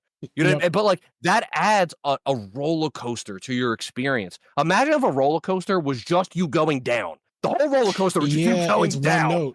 Like, eventually, you're just going to be like, okay, I'm just going down. You're not going to be screaming anymore. Remember that build up when you're going up a roller coaster, that anticipation? Holy fuck. And then it has twists and turns. If the roller coaster is just going down, it's just like, oh, whatever. The problem with Wilds is that it is very one note, to your point. It is just hunting over and over and over again with nothing in between, because there really is nothing to do in between. There's no real necessary tedious thing that you really have to do. You set NPCs up to multiply items. All you really gotta do to get the items is go talk to the little boy, and then he apparently can talk to every other village for you. So you collect all your items from all the NPCs by talking to one character. You go over to another guy, he comes in with a ship of stuff, you buy all his shit because you have infinite points, because the game just gives you infinite points for just playing the game. They can lower the amount of zenny you get. I feel like you get way too much money. Money becomes so obsolete so fast. Like, you just end up with so much money from quests that in the old games, I remember having to actually sell monster parts to get money, because you end up broke from buying armors. You end up broke from upgrading armor. Now, not even close. Not even slightly close to become broke in this game. You just have so much money because they give you, the amount of money you get from a quest is just way too much. I think that I would also like if, when you get to high rank, not low rank, but high rank, the monsters just hit harder, period. I need to feel something when I actually get hit. And the problem that I think that these newer Monster Hunter games have is that getting hit just doesn't have the impact it used to have in other games. The older Monster Hunter games, getting hit felt fucking crazy. You just took so much damage that it made you want to be cautious. I seen everyone play Monster Hunter Wilds when it came out and go through the story and say how easy the game was. Granted, the story was meant to be easy, and I don't think a lot of people realize that. The story is a tutorial. It's a prologue, basically, of the game. And then you get the high rank when you beat it, coincidentally. It literally is low rank. But, like, the story mode is super easy, and I'm fine with that, because I think that is that's the accessibility part. Make the game easier for people who are just playing it and it's low rank, and, like, you basically won't die. Like Kenny said, you basically just will not die throughout the entire story. You might get caught off guard by one time, but for the most part, you won't really be dying like that. You won't have any real obstacles. When you get to high rank, it should actually feel like, oh my God, this game got like way harder. Yeah. And I need to really pay attention when I decide to swing my greatsword.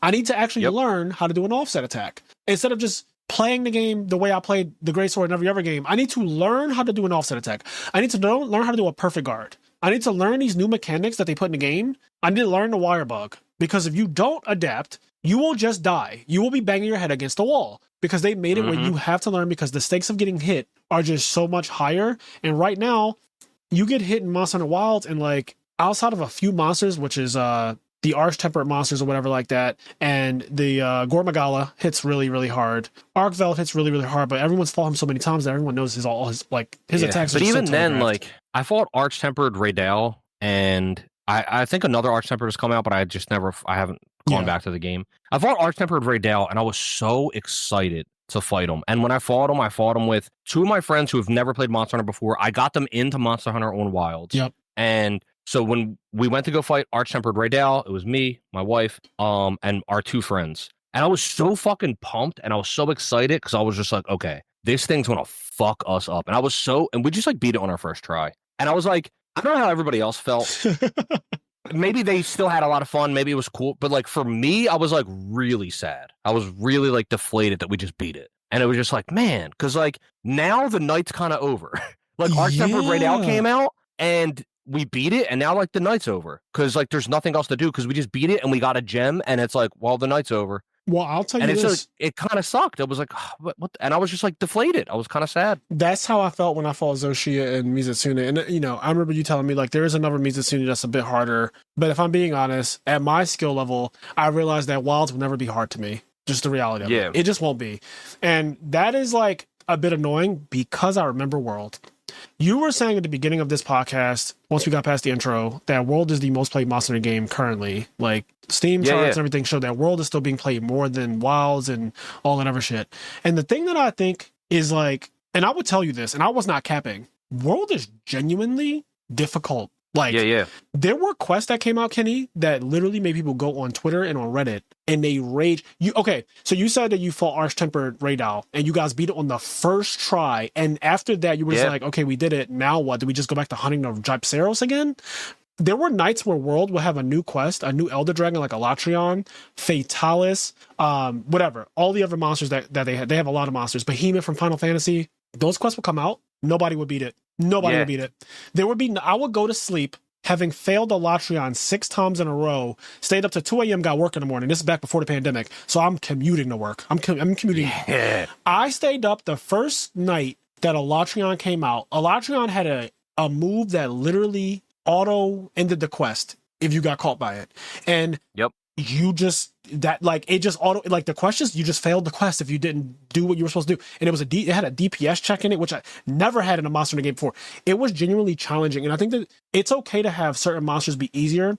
And it's also okay to have monsters be really fucking difficult that make you sweat when you fight them and make you feel a sense of completion when you and the 2 friends that have never played Monster Hunter, y'all all log in after a long time of not playing the game that you bought in February.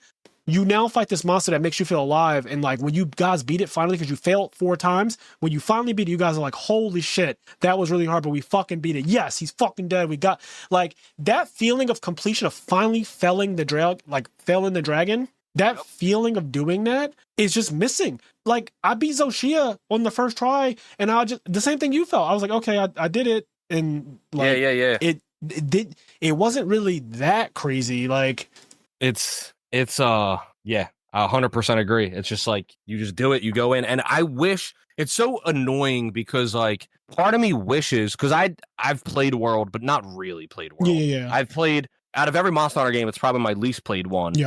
Just because I played Rise, I put over 1,000 hours in the Rise. And I went back and played, like I said, a bunch of other Monster Hunter games. 1, Dos, Try, GU. I played those.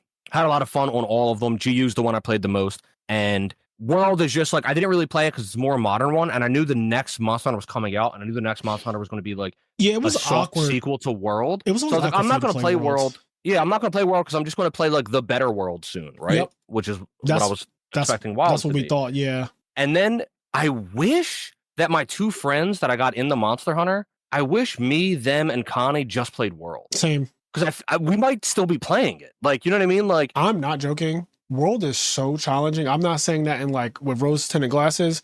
I'm not saying that in like hindsight because people just think that older things are better a lot of the time. And you know me, I'm a person that's an advocate for the future. I think the best time to be alive is now.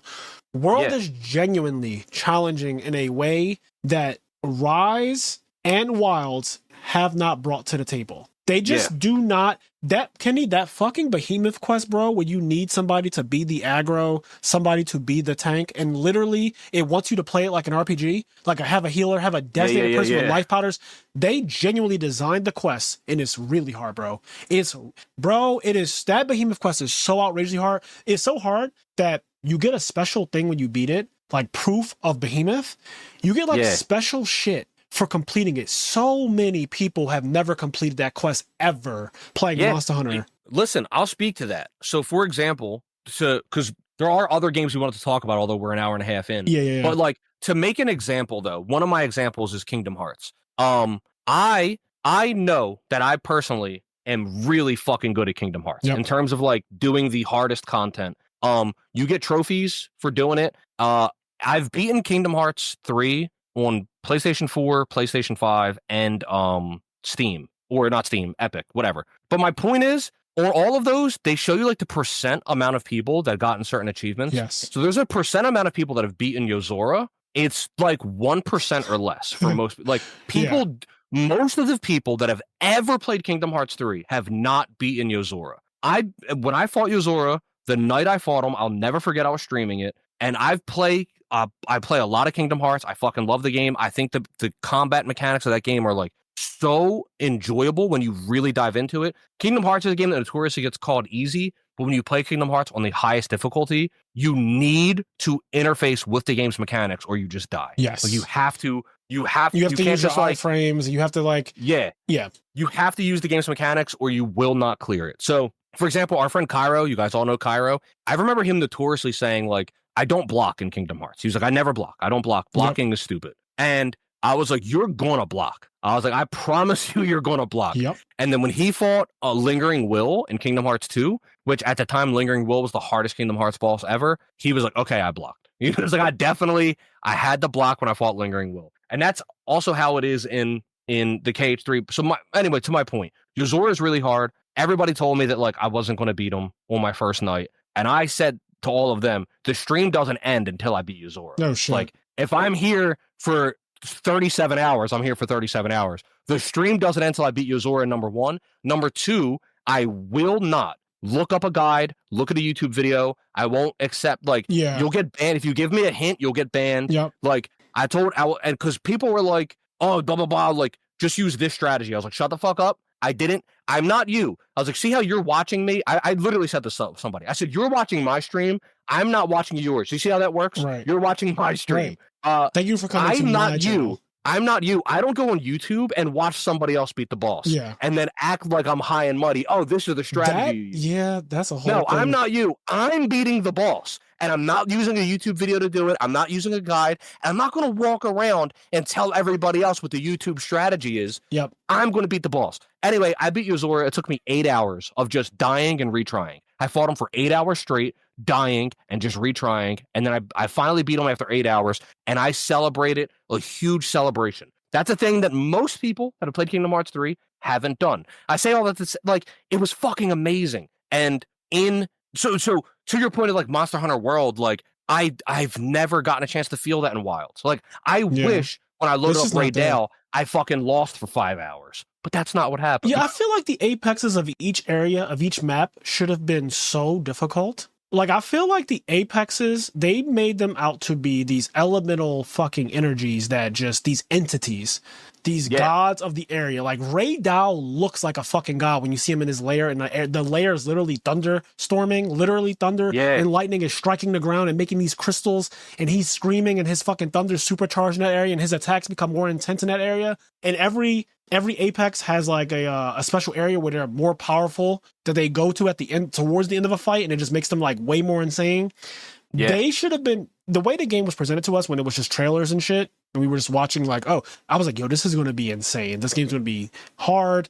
They're going to be phases. I thought there were going to be like phases to the fights, because in World, literally the last several monsters that came out in Iceborne, which is just the expansion of World, the last several monsters had phases. Like, okay, you're good at dealing DPS, and you got through phase 1 pretty quick. Now this monster turns up to this level, and all of that I'm just going to attack wildly shit that you were doing, that you've been getting through Monster Hunter by just attack. Like you said, Kingdom Hearts force you to interface with the mechanics. You're going to learn the new mechanics to deal with Volcana, to deal with Behemoth, to deal with Fatalis, to deal with Elatrion. They specifically have these things that you have to learn how to do. And if you do not learn how to do them, you will just fail every time. And the things are actually pretty difficult to do.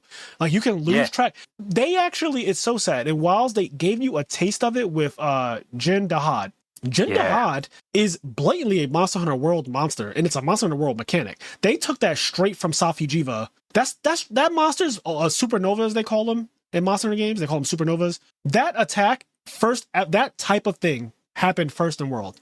And it was so crazy when it first happened to wipe out the entire hunt. Like, instead, because Jin Dahad, apparently you can get attacked by it and actually, like, not die. But back when Safi'jiiva came out in World, it was just a one. You know what the real tragedy of Jin Dahad is that you can fast travel. What? You can just fast travel out of that attack. That's not okay. They disable fast travel in World when the supernova starts. The first frame it starts, your fast travel is disabled. If you press the start button, the frame that it starts, data mined, the frame that it initiates the attack, and just like every other attack, it does it randomly. Like, you don't know when it's coming. The frame that it starts it, fast travel disabled. Farcasters are also just like not a thing either. So that's the other thing, is that in Rise, right? To my memory, you can fast travel whenever, but if the monster isn't engaged with you, you can't fast travel. Right. If I remember correctly, fast travel doesn't work. Yep. You have to use a Farcaster. Yep. And I never have a Farcaster. I never. So if you're engaged with a monster, but in Wild, you can always fast travel. Interesting. So you could be fighting Jin Dahad, and he could be getting ready to use his supernova, and then I'm pretty sure you can just fast travel to camp. And be like, oh, and it's not a one-hit kill. Supernovas, I think they should be a one kill. You need stakes. You just need people to feel something when they're running to find a fucking glacier to hide behind. Like, that's just a part of what makes the game so cool. Makes your palms sweat when you. I've been on comms with like my friend Subjective or Dennis and other people, and he's like, bro, I can't find the rock. Where is the rock? And then he's dead. Like, you see his name coming, Subjective Fainted. And that is something, and I'm laughing at him. I'm like, look at this. And I can see his character running around like, bro, I'm over here. But like, you're frantic in that moment. In World, those moments were so much more intense with Safi'jiiva, and that was the first time it happened. They gave you a taste of it in Wilds, but I don't know why they didn't lean into that type of mechanic. I think Ufduna should have a tidal wave. I think there should be an actual thunderstorm with like Great Doll. I think the lava one, the fucking squid thing, the octopus should have a crazy thing where he burns the whole room. Like, there should be stakes in every fight with Apex monsters that just make it like so difficult to deal with. Dude, like, imagine New Udra, he's the fire one. Imagine he does a thing where, so first of all, you need a cold drink to even be in the hunt because it's the volcano. So you need a cold drink, and however you feel about cold drinks, whatever, you need something, right? You need a cold drink, that way you're not taking burn damage, right? But now imagine New Udra has a thing where he superheats the arena. Oh, I like this. And so now, even with a cold drink, you're taking burn ticks of damage. Yep. If you don't have a cold drink, your health is like, your health is just so fast, chunking down. Yep. You need a cold drink, you're still taking burn damage with a cold drink. And like, maybe not a ton, but your health is ticking down. Even with a cold drink. I love this idea so much. That would be fucking awesome, because that fight, you're like, has a memory attached to it. Like, yo, you're fucking burnt. Like, you're near this motherfucker and you're burning. You know what also would happen? You would have to sheath your weapon after a while and just take a cold drink because yours is about to expire. You would have you would have to stop your offense to re-up on a cool drink, because if you get caught with your weapon out and you're attacking and your cool drink says it expired, you're just dead. Yeah, now it's like, now you're just like, your life is just going down like really fast. I would love stuff like that made World memorable. There's a reason why you continue to hear me talk about Safi'jiiva, Alatrion, Fatalis, Behemoth. I keep bringing them up because they were just iconic, and I'll never forget the internet being on fire that Capcom made these things too hard. People were just people will complain about Yozora and Kingdom Hearts. They complained about fucking all these monsters in World and Iceborne. They were like, these monsters need a balancing patch. They are entirely too difficult. They're not, unless I'm hunting with 4 people, I don't see how you ever expect me to like beat this. And I stayed up nights where, like I said, I've worked the next day and I'm staying up fighting this monster and I'm not looking up how to beat it. I do not know how to beat Alatrion. I'm fighting it and I'm failing. And I don't really know why I'm failing, but I'm trying to figure out, like, where did I go wrong? And first of all, it hits like a fucking Mack truck. It's an Elder Dragon and it controls all the elements. It hits like a fucking Mack truck. So getting hit by it already has stakes. My palms are sweating at the attacks by themselves. Then it has a supernova randomly if you don't deal enough DPS. You don't do enough damage, guess what? You're dead. And there's nothing to it. You're just dead. Like, there's no rock to hide behind against Elatreon. It just kills you. It literally just kills you. You didn't do enough damage, and it goes into a supernova, and you just die. There's no Farcastering away. There's no nothing. You just die. I love that so much. You'll never forget that experience. It adds a challenge to it. It adds longevity to the game. Getting the armor is really hard. There was no investigation, because there's no investigation for like those kind of Elder Dragons. Like there's no Fatalis investigation. There's no Safi Jiva investigation. So you have to just fight them and hope to get their gem. You have to just keep fighting them and hope to get their ruby. Like you have to, and also they put up a criteria. You cannot get the ruby if you didn't break the horns. You just can't. It will not drop. It literally. So you've beaten it, but you didn't break the horns. Yep. So and that's now the other you can't thing. Get it. That's another thing with Monster Hunter in terms of quality of life is that I don't feel like there's many situations where like guys, we have to break the wings. We have to break this. We have to break this. Like the situations of breaking all the monster parts doesn't happen as often. Number one, number two, the 4-player monster health pool even I feel like is kind of low. Like it is. Like so it feels like you don't even have time to break everything. But then on top of that, I noticed that too. You're right. Like breaking things is kind of hard for a weird reason.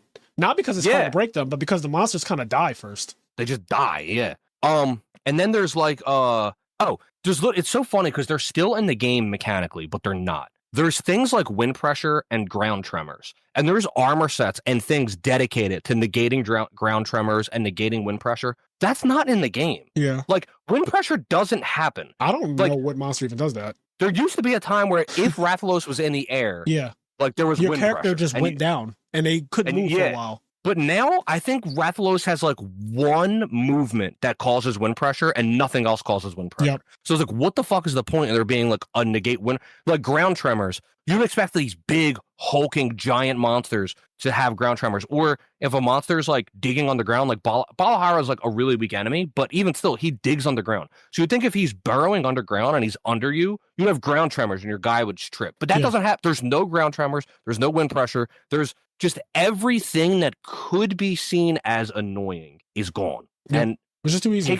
Taking away those things that are annoying makes the game more enjoyable, I guess, when you're first playing it. But in the long run, I think it has a big impact on your will to want to play it more. Yeah. There's less layers is what it is. Yeah. There's just less layers of gameplay. And I think making more complex monsters that require more than just attacking until dead. I like when you had to literally think about your offense, think about your defense, think about this other mechanic that's weird. It's a new thing. Like World introduced so many weird mechanics that like this monster's about to do this thing, and you need to be mentally prepared for it to happen because it's going to kill you if you're not. And just having those stakes like that, like I said, if Ufduna did a tidal wave that you had to be prepared for, like you just had to be prepared to do this. Like they have these things in the Ufduna fight that you can like wire bug onto and hold on to. And like, but you really don't have to do that. Nothing. They're not used really for anything. I don't really use them. When I finally realized that they were there, I was like, oh shit, you can like jump over his little waves, but like you could also just not do that and not suffer any consequences. You should be forced to do it. Yeah. It's crazy. You should be forced to do it. You should be forced to wire bug up and jump up above the tidal wave. It should be an obstacle course too. It should be like you have to aim and jump to the next one and then jump to the next one. And you keep getting higher and higher. And if you don't make it up there, you're like, bro, I'm dead. And the fucking tidal wave just takes you. Yeah, and you just get washed away. Kenny died below me. I literally see your character get washed off the mountain.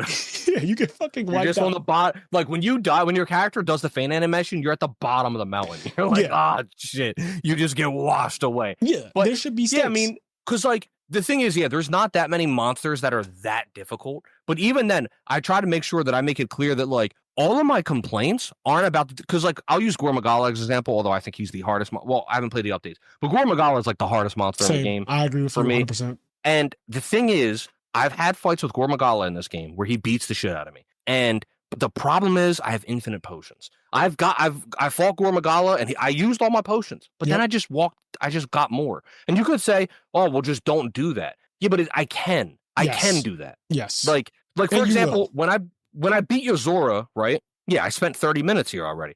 When I beat Yozora, I could look on YouTube, right? But I didn't, because there's a difference between playing the game and everything the game has to offer and using outside help. Yep. When I beat Yozora, I did everything in my power to beat him within the confines of the game. I didn't use a strategy guide or went to YouTube. So with Gormagala, if I'm fighting him, I'm going to play everything the game allows me to do, I'm going to do. And if I have to create magical restrictions on myself that I just make up for fun, then like that's me doing that. That's not the game. Right. Yeah, the game should just be programmed in a way. For example, another thing that's reminded me, and this is the last thing I'm gonna say, I want to move on a little bit to a different type of game. Yeah. In the Elatrion fight, once you leave camp, you can't return. Yeah. You can't go back to restock ammo. You can't go back to like get a new weapon. You can't do any of that. You're just fighting. The area that takes you to when you fight them, you're just stuck there. There's no fast travel. There's no open the menu, go back to camp and all that. You go in the fight. Once you decide that you're going to engage the monster, you are now fighting Elatrion until that Elder Dragon is fucking dead. And that is just like certain things like that. And I guess this is to the point. Wilds just doesn't have Elder Dragons. They made a purposeful choice to not include Elder Dragons. I don't know if the plan was we're going to save them for Master Rank or high G Rank or whatever you want to call it. I don't know if the plan was like we're going to save those for the expansion, so like Monster Hunter Wilds and then Monster Hunter Wilderness or something, whatever the next installment is. I don't know if that's the plan, but having Zoshia or whatever it's called be the only Elder Dragon that didn't come out for like over a month after the game launched as like the only Elder Dragon is, I think that like it just kind of lacks that oomph towards the end game where all you're fighting is Argveld over and over again. I would really like to have Teostra, Kushala Daora, Chameleos, Lunastra, all like those Elder Dragons that you have at the end of Rise. I mean, I couldn't believe Shagaru Magala wasn't in the game. Like I couldn't because Gor Magala's there. Oh yeah. And you're fighting Gor Magala, there's just stuff, and then like the fact that like you fight Gor Magala, then it's Argveld, and then like the game's over until like the first title update. But I could not believe that the storyline didn't continue in high rank and there wasn't Shagaru Magala. Like I was floored when he wasn't there. And like sure he's gonna get added later, but the game came out in what, February? It's been 6 months. Yeah. And like there's still no Shagaru Magala. And it's just like crazy. Because like sure he'll get added eventually, but I don't know. Like the excitement of fighting him is gone. Like I don't care. Did you hear that Logia Cruz and Seregios are now in the game? Yeah. Like they just got at it in like the new title update. They just got at it. Like they added a little water combat simulator thing into it as well. Like, that's cool. I think it's just too late.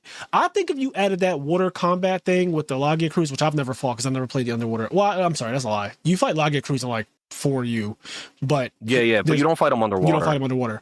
I think having that at launch would have been so fucking hype, and it's also a completely different mechanic that you have to learn how to do. Stuff like that makes the game last longer. More monsters at launch, I think, helps. It's not necessarily like you said, but it does help. Just having more monsters to fight, having Elder Dragons as an in-game thing instead of having to grind. Just like I'm just grinding. I mean, there's no high rank monsters. Like in the base game, there's no new monster in high rank. I mean, there is, but it's just like Rathian. Like Rathian's a high rank only monster, right? And it's like Rathian's cool, and it's cool to see him again, but Rathian's not like a high rank monster. Right. You know what I mean? Like if that makes sense. Like there's no actual high rank monsters in the game. It's just like all the old monsters, like fucking Gypsaros and Yeon Kutku. Yep. Like they come back in high rank, but there's no like really big high rank end game. There's like Gor Magala, and then like that's it. Like but my point is the entire monster lineup is the same as the low rank lineup, other than like a couple low rank high ranks like Gypsaros and Yeon Kutku. Like Yeon Kutku. Like they're high rank only in this game, but you're only going to fight them 3 times. Yep. And then you're going to move on. They're my least fault monsters in the entire game. Yeah, like you're not fighting Gypsaros all day. Like he's a fun fight, but it's not a thing that's going to. You're not going to fight Rathian forever. Like so there's no new high rank threats when you get to the game. Like it would have been cool if there's Seregios or Legaia Chris or whoever. And say what you want, but having Elder Dragons, because I'm remembering Rise now. The Elder Dragons, they can make them, you make them very fucking annoying towards the end of their lifespan. Like, Kushala Daora, the tornado nonsense, that shit used to get so out of hand. Annoying. Towards the end, Kushala, and in World 2, Kushala flies to an area at the end of the fight in World, and it is nonsense, Kenny. It's straight, the number of tornadoes, the visibility, trying to hit the fucking thing, it is straight nonsense at the end. Teostra Daora starts doing the supernova thing where he literally flies up in the air and the little particles come in and he explodes and literally kills you if you get hit. And if you don't die, you get stunned, so you end up getting killed anyway because your character wakes up fucking stunned. Like, all of those little things That's a real end game, because those fights would just be so hard that even if you think, oh, I thought the game was pretty easy, and then you get to the Elder Dragon, the Elders come in at the end, and Yeah, and they beat the shit out of you. They beat the shit out of Ray Dow and Ufduna and all that, and then they take over the area. Now the Desert King is Teostra. It's not Ufduna. Yep. Teostra's taking over, and he's way fucking harder, and he's on nonsense. Like, because when you're close to Teostra, you just start taking damage just from being next to a Teostra. Yep. That type of stuff is missing. Yeah. And there's so much more. There's so much more. Like, we can continue. Like, we could easily keep talking about just that. But real quick, we can jump to another example. I assume you want to maybe talk about fighting games. I do want to get into the fighting game conversation, because this is something that is also happening that I think is interesting, to say the least. I don't like it, and I'm not even a person who's like a real part of the fighting game community, but just from a standpoint of being a competitive person and knowing what it takes to be really good at a competitive game, like Melee, like Street Fighter, the old ones,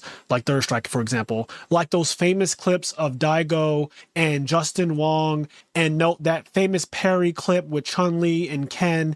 Yep. You don't get that type of stuff without having people put actual hours and hours and hours and hours and be very skilled.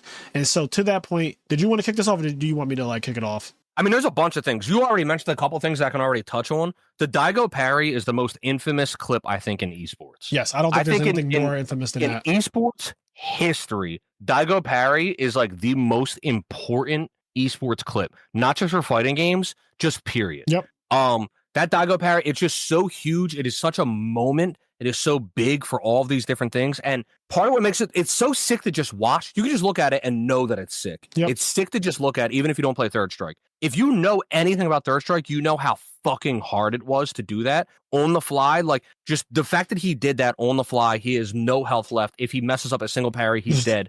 But on the same time, it's like, that's why he has to parry. Yes. He has to do a full parry, because if he messes up, he's dead. The stakes are there. And it's very difficult to do. The thing about parry that's so cool is that you have so in fighting games, you have to hold back to block. Holding back is blocking. That is safe. Parry is pressing forward. Yeah. So it's the exact opposite mechanic. It's the exact opposite action. It's an intentional thing. Some games have like a perfect block where you can be holding block and then press a button and you'll do like a perfect block that'll essentially function as a parry. That's also cool, or whatever. Or you just frame block where you press back to block at the exact time. And that's also really cool. The thing is, though, with just frame blocking, although that is still really cool and really skilled, there's something about parrying. The fact that you press forward to go into the attack, right? That adds, because not only is it difficult, it's mentally difficult, because there's a mental struggle of saying, I'm pressing forward into this. Like, pressing pressing back on a timing is mentally easier because you're still pressing the direction that makes you safe. Yeah. Pressing forward on a timing is hard, because now if you mess up, you're just getting hit. You're not just blocking, you're just getting fucking hit in the face. Yep. So the parry's super cool, and the difficulty of fighting games in general. It's not just there's so many little things, and once again, it adds to like the grittiness of the game, the tension of the game. And when something becomes too easy, it loses a lot of longevity. There's a reason why Melee is like forever the most played fucking game. Like, it's just going to be played forever. Like, it'll never die. Every Smash game will die, and Melee will still be played. 20 years and old. It's because like it's that fucking hard. It feels so fucking good when you do stuff that's cool. When you do stuff that's cool, it feels so good. You're like, oh my God. Because it just feels good, because it's hard to do. But anyway, I'm going to jump off Melee. The big thing that's happening to fighting games is everything is having like modern inputs, essentially, where this is what I wanted to really get to. You don't have to do motions. You don't have to do quarter circle forward for Hadoken. You don't have to do forward, down, down, forward for Shoryuken or uppercut or DP, whatever you want to call it. There's not pretzel motions, which will be like quarter circle back, half circle forward, or like all kinds of crazy shit. There's not full circle motions, all the different motions, right? Half circle forward, quarter circle back, fucking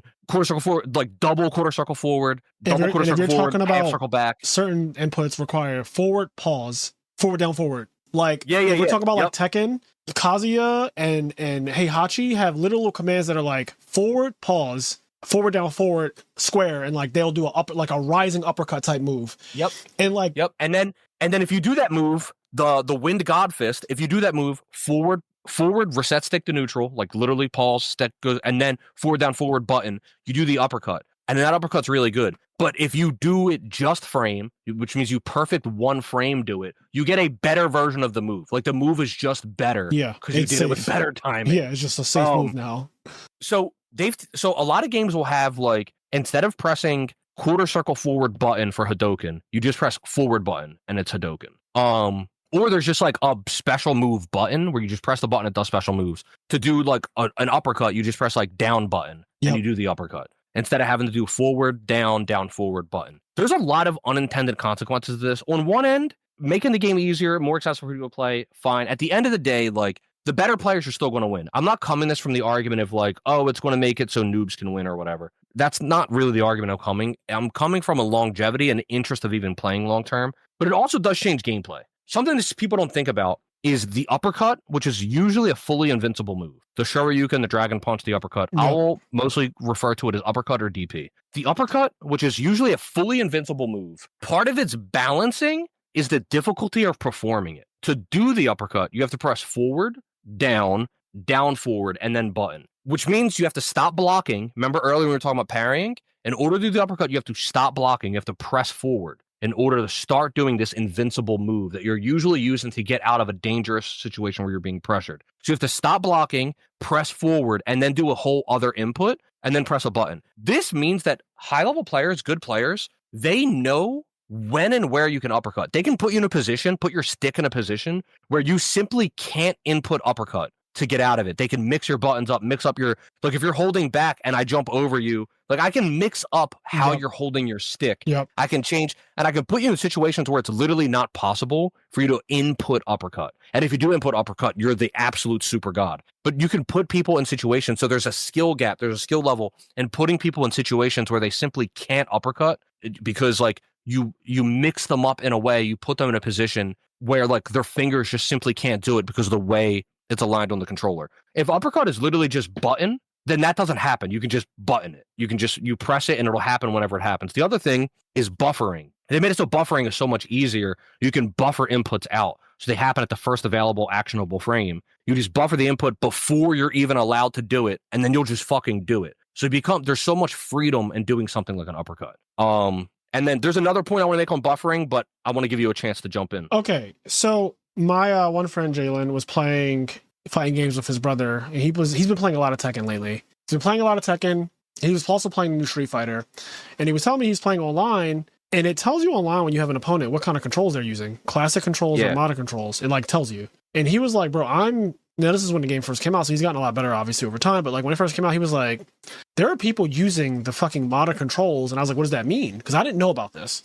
And he was like, they're just pressing one button and they're just doing a fucking combo off of just like repeatedly pressing one button. You're just doing like a 10 string in Tekken. Like the character's 10 string, which I used to have to remember with like Ling Xiaoyu and the Brian Fury. I used to play, like I played those characters, and this is when I was a kid, so I didn't know that, the 10 strings or whatever like that aren't necessarily the most competitive thing. But like, for example, in the new games, if I start hitting you and I'm using modern controls, I can just like keep pressing the button. It'll just do the optimal thing or like an optimal combo line straight through without me having to do anything. And so he started playing with his younger brother, and his younger brother would start getting games off of him because his younger brother is also just using the modern controls. He's just pressing square. He's just pressing square over and over.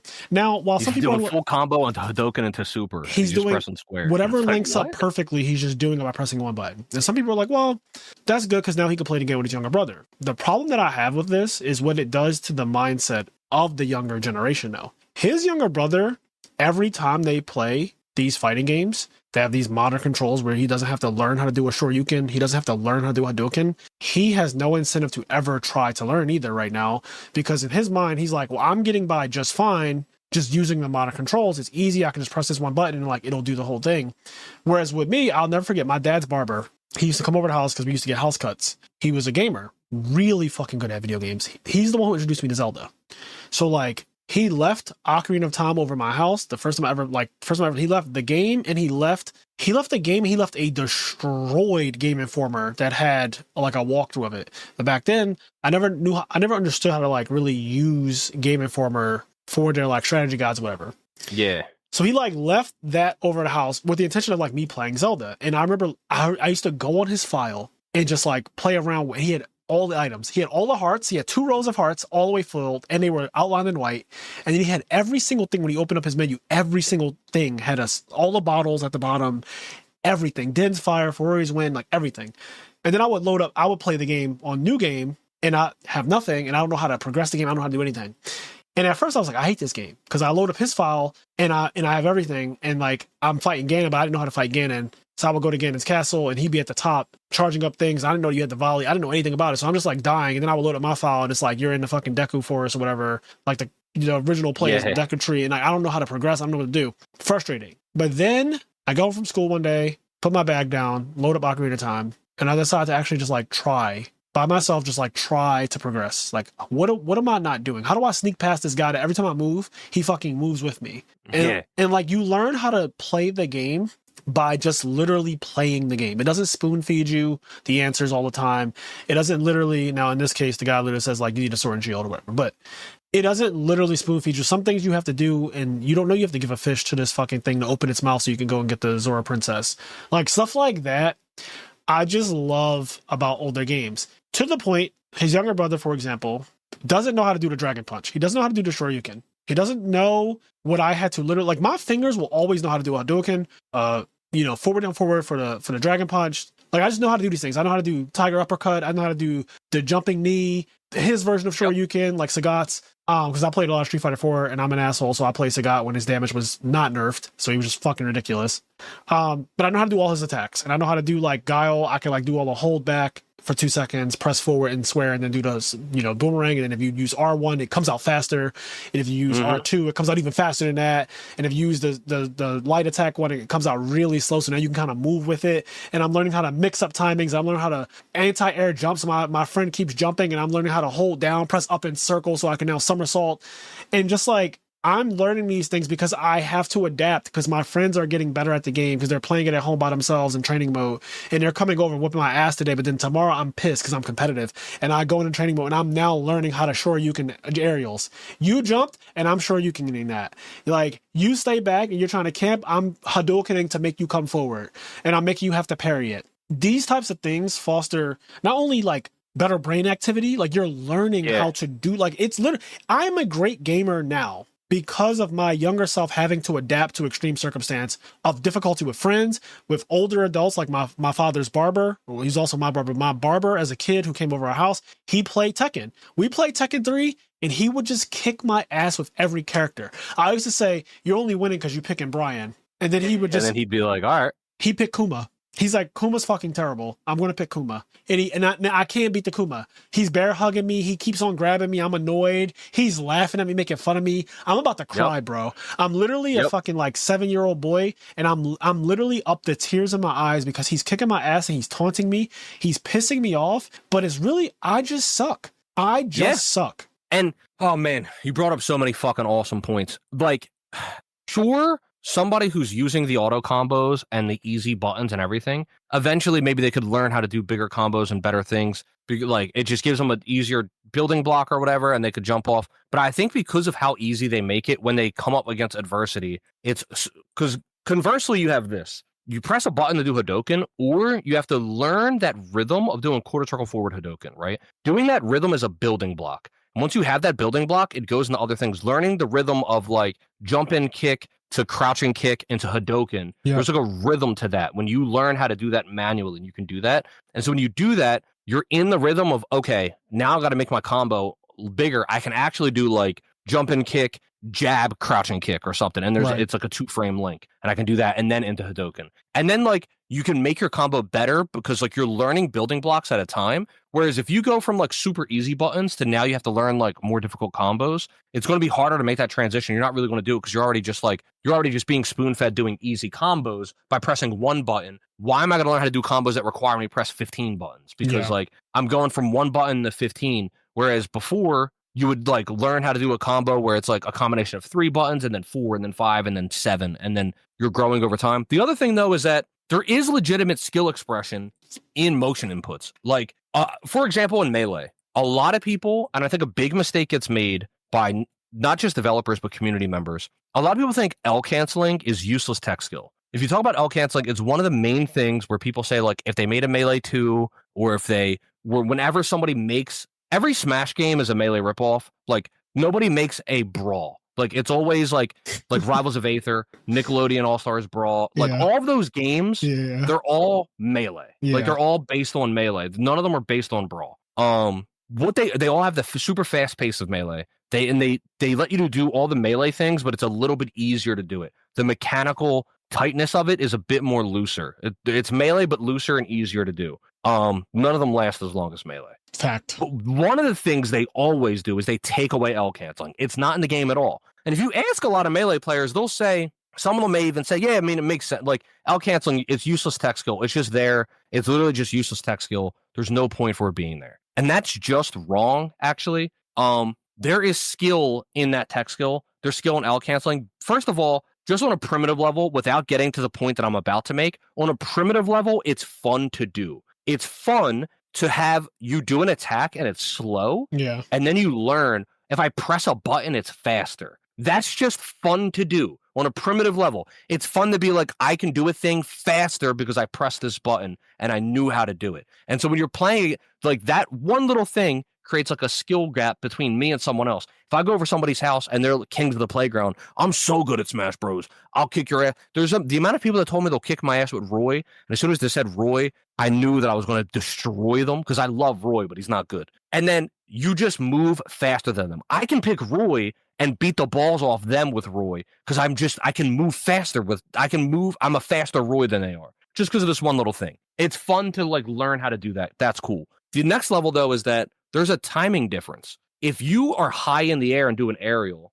and you hit and you make connection with their hurt box, the timing for L canceling is different than if you do an aerial at the lowest possible chance you can do it. If you try to, with Falco, do a down air, if you down air their head, if you down air Marth's head, if you down air Marth's feet, the timing for the L cancel is different because of how close you are to the ground and how much hit lag there is. This is also true because in Melee, it's one of the very few Smash games where you can move your shield. You can have your shield go way up in the air. So you have this big bubble up above you and your entire body's exposed. If you get hit on your body while your shield's up in the air, you get hit. The shield doesn't block you because the shield's in the air. You can make that bubble way high in the air. So you can make it so if I go to attack you, I'm hitting you way higher than I would normally hit you. Now the timing for my L cancel is even more different because I'm hitting you in a place that normally I could never even hit you because you put your shield in a spot to intercept me sooner. So L canceling has a huge variable timing thing, and that is both offensive and defensive. The defending player.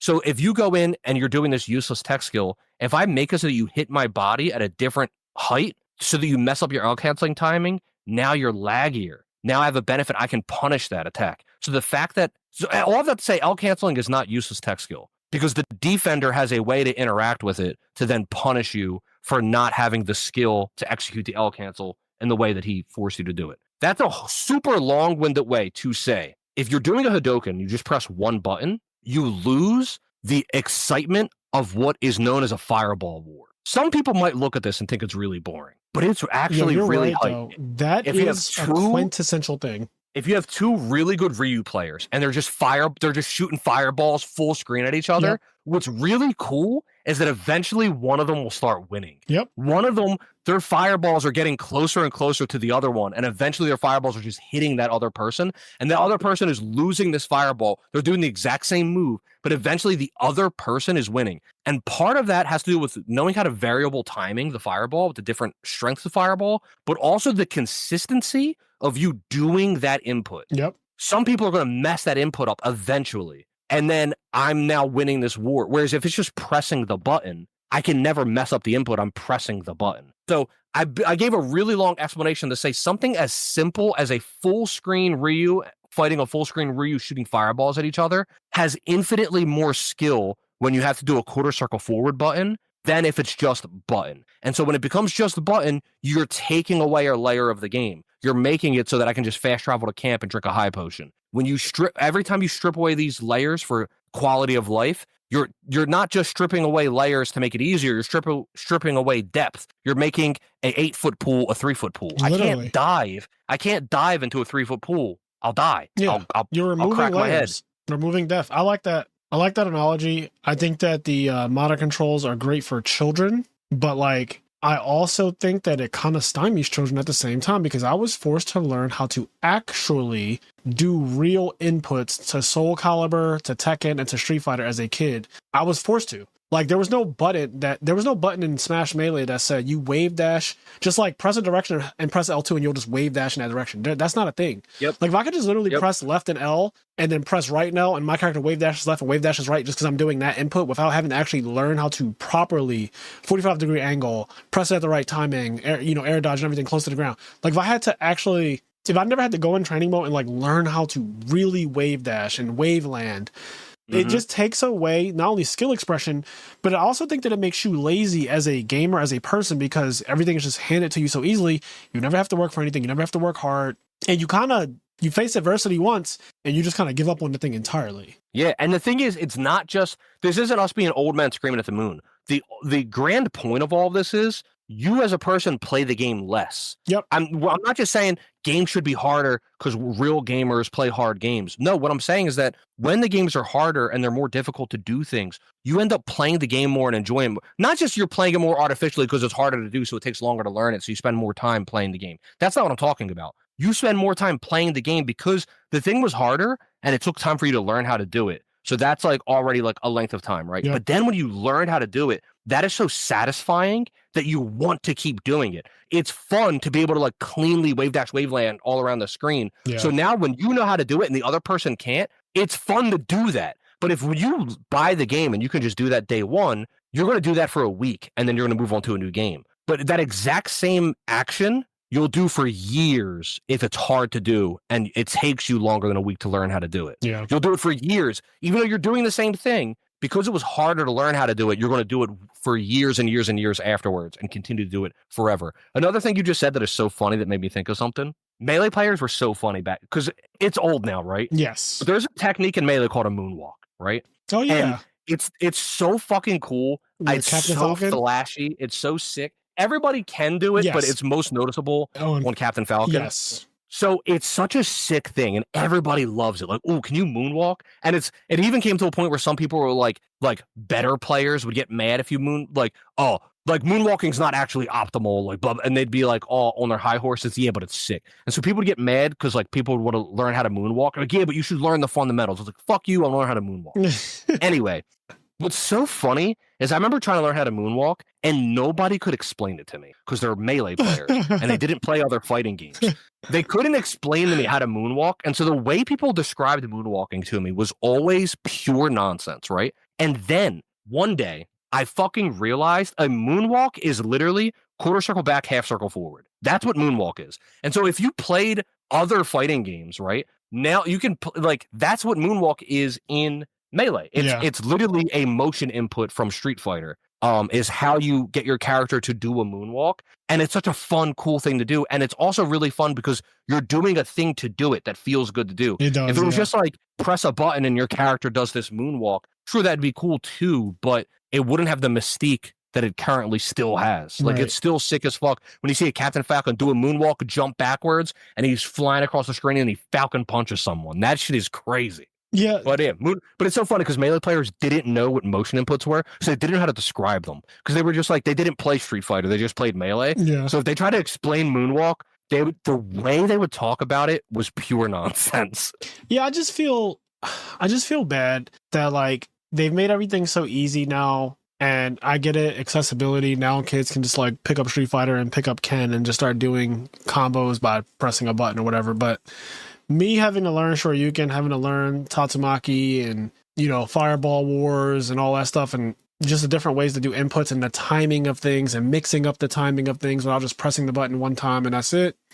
It does matter. It overall, I think, made me a better gamer, a better competitive person. Having to go in training mode to beat your friends, like that's the first step of being competitive.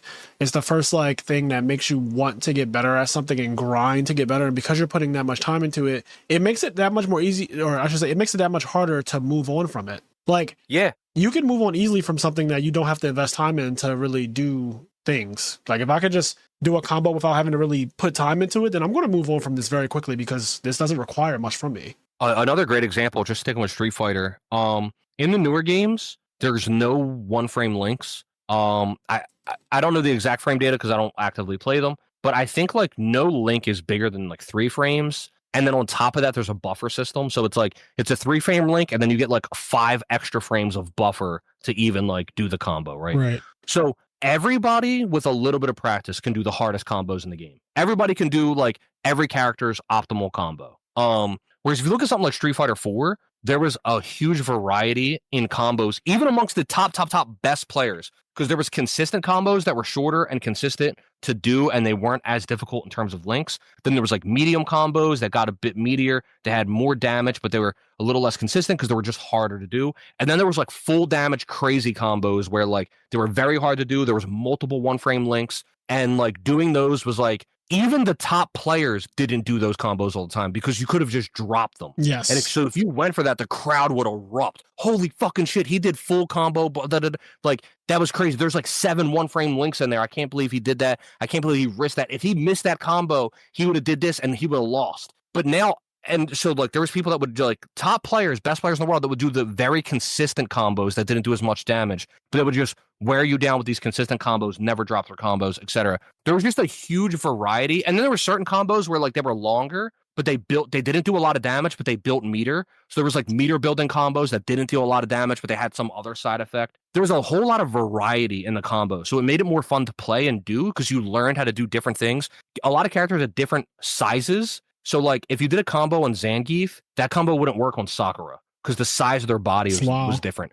Small characters just fall out of the combo. So you needed a Sakura B&B and you needed a Zangief B&B. You needed a Blanca B&B. Now, for the most part, hitbox sizes are all the same so that your B&Bs just work. So there's less combos to learn. There's less combos to do. It makes it less interesting for the viewer because you're just watching the same thing over and over again. They're not doing a hard or an easy or a different application of a combo. And then it also is less fun for the player because every time I hit you, I just do my same. I just do. I do the same thing every time I hit you. Yeah. I don't have to change what I'm doing round to round. Oh, this guy plays Blanca? Fuck, my Blanca combos aren't that good. I'm just going to have to use like a weaker B&B. I'm just going to have to out neutral him. I'm going to have to just be a better player because I actually don't have that good Blanca combos because like his hitbox is really weird and funky. Like that is a thing that exists less and less and less and less as you make games more and more and more accessible. And it makes those games less interesting. I agree 100%. I definitely think it makes them less interesting. I think it decreases their longevity. And it's the reason why games like, Monster Hunter Wilds and even these new fighting games that have been coming out, like the newer Tekkens and Street Fighter and all of that, they've been just kind of like dying so fast. Like the fighting game community has been having a hard time finding that new fighting game that really keeps people around. Mm-hmm. And I think that that's not for nothing. Like it's hard to bring the excitement back when things are just kind of dumbed down and you're removing depth, you're removing layers. So it's an interesting thing. I had to kill a fly, my bad. I muted my mic and I smacked the shit out of that fly. So right, go ahead. But it is an interesting thing because we're talking about what literally is considered quality of life changes, but I think that they've done more damage to gaming in the long run than expected. And again, not all quality of life is bad, but some of it has just gone too far and you kind of miss the plot. Some of the things that are tedious, like going in training and learning how to do a Shoryuken over and over and over again until you literally have it muscle memorized. I could pick up a controller right now and I could do a Shoryuken 10 times straight without ever having any issue because it's just ingrained in me. My fingers can do a Shoryuken and a Hadouken forever. There's like Ryu. I'm now messing up Ryu's name. Anyway, there's Ryu gurus. The reason why I mess it up is because I was saying the word guru next, and those were anyway. Yeah. But there's like gurus of Ryu that like have Hadoukens down, and it really is something. And if you go back and watch Street Fighter 2 or Street Fighter 4, it's not as much a thing as Street Fighter 3 because of parrying. If you look at Street Fighter 2 and 4, and you look at like OG Ryu players like doing their fireballs, it's so interesting to see that like if you pick Ryu against this guy and he's an old head, he'll literally be like, bro, like. I'm about to literally take you to school. And he will beat you with like nothing but fireball. And then like when you get close to him, he'll uppercut you and he'll like back up. And then he'll just fireball you. And you'll be like, what the fuck is going on? Right. And like you're like, all right, I'm just gonna do that too. And then you're fireballing back and like you're losing. You're just fucking losing because he has this skill, these 10,000 hours of doing this motion and just like and it's so interesting and cool, and it's something that will exist less and less and less when you make it so that fireball is just pressing one button and you shoot the fireball. Yeah, it's also interesting. I know, we're older, right? So people might look at this as like a boomer take that things are just like way easier. But in the world of gaming, I think that some ease of access can just be detrimental to the game itself and to the experience of the game. And it's part of the reason why I don't feel incentivized to go back to Monster Hunter Wilds, because I'm just not interested in fighting a monster 3 times, getting all of its parts and being able to make any weapon from it I want and make the entire armor, and then waiting I don't know how many months for the next title update to come out for me to do that exact same cycle where I fight 2 new monsters again, get their armor and get their weapons after fighting them like 3 times, and then it's like, all right, well, that was done. Like, just not. You know what's funny great. is, and this made me so sad, and but when we were playing Wilds, I remember Connie, she had one of the days we were playing, like we were eating dinner, and she was like, I'm just not having that much fun with this game. Yeah. Like, and she had a bunch of reasons.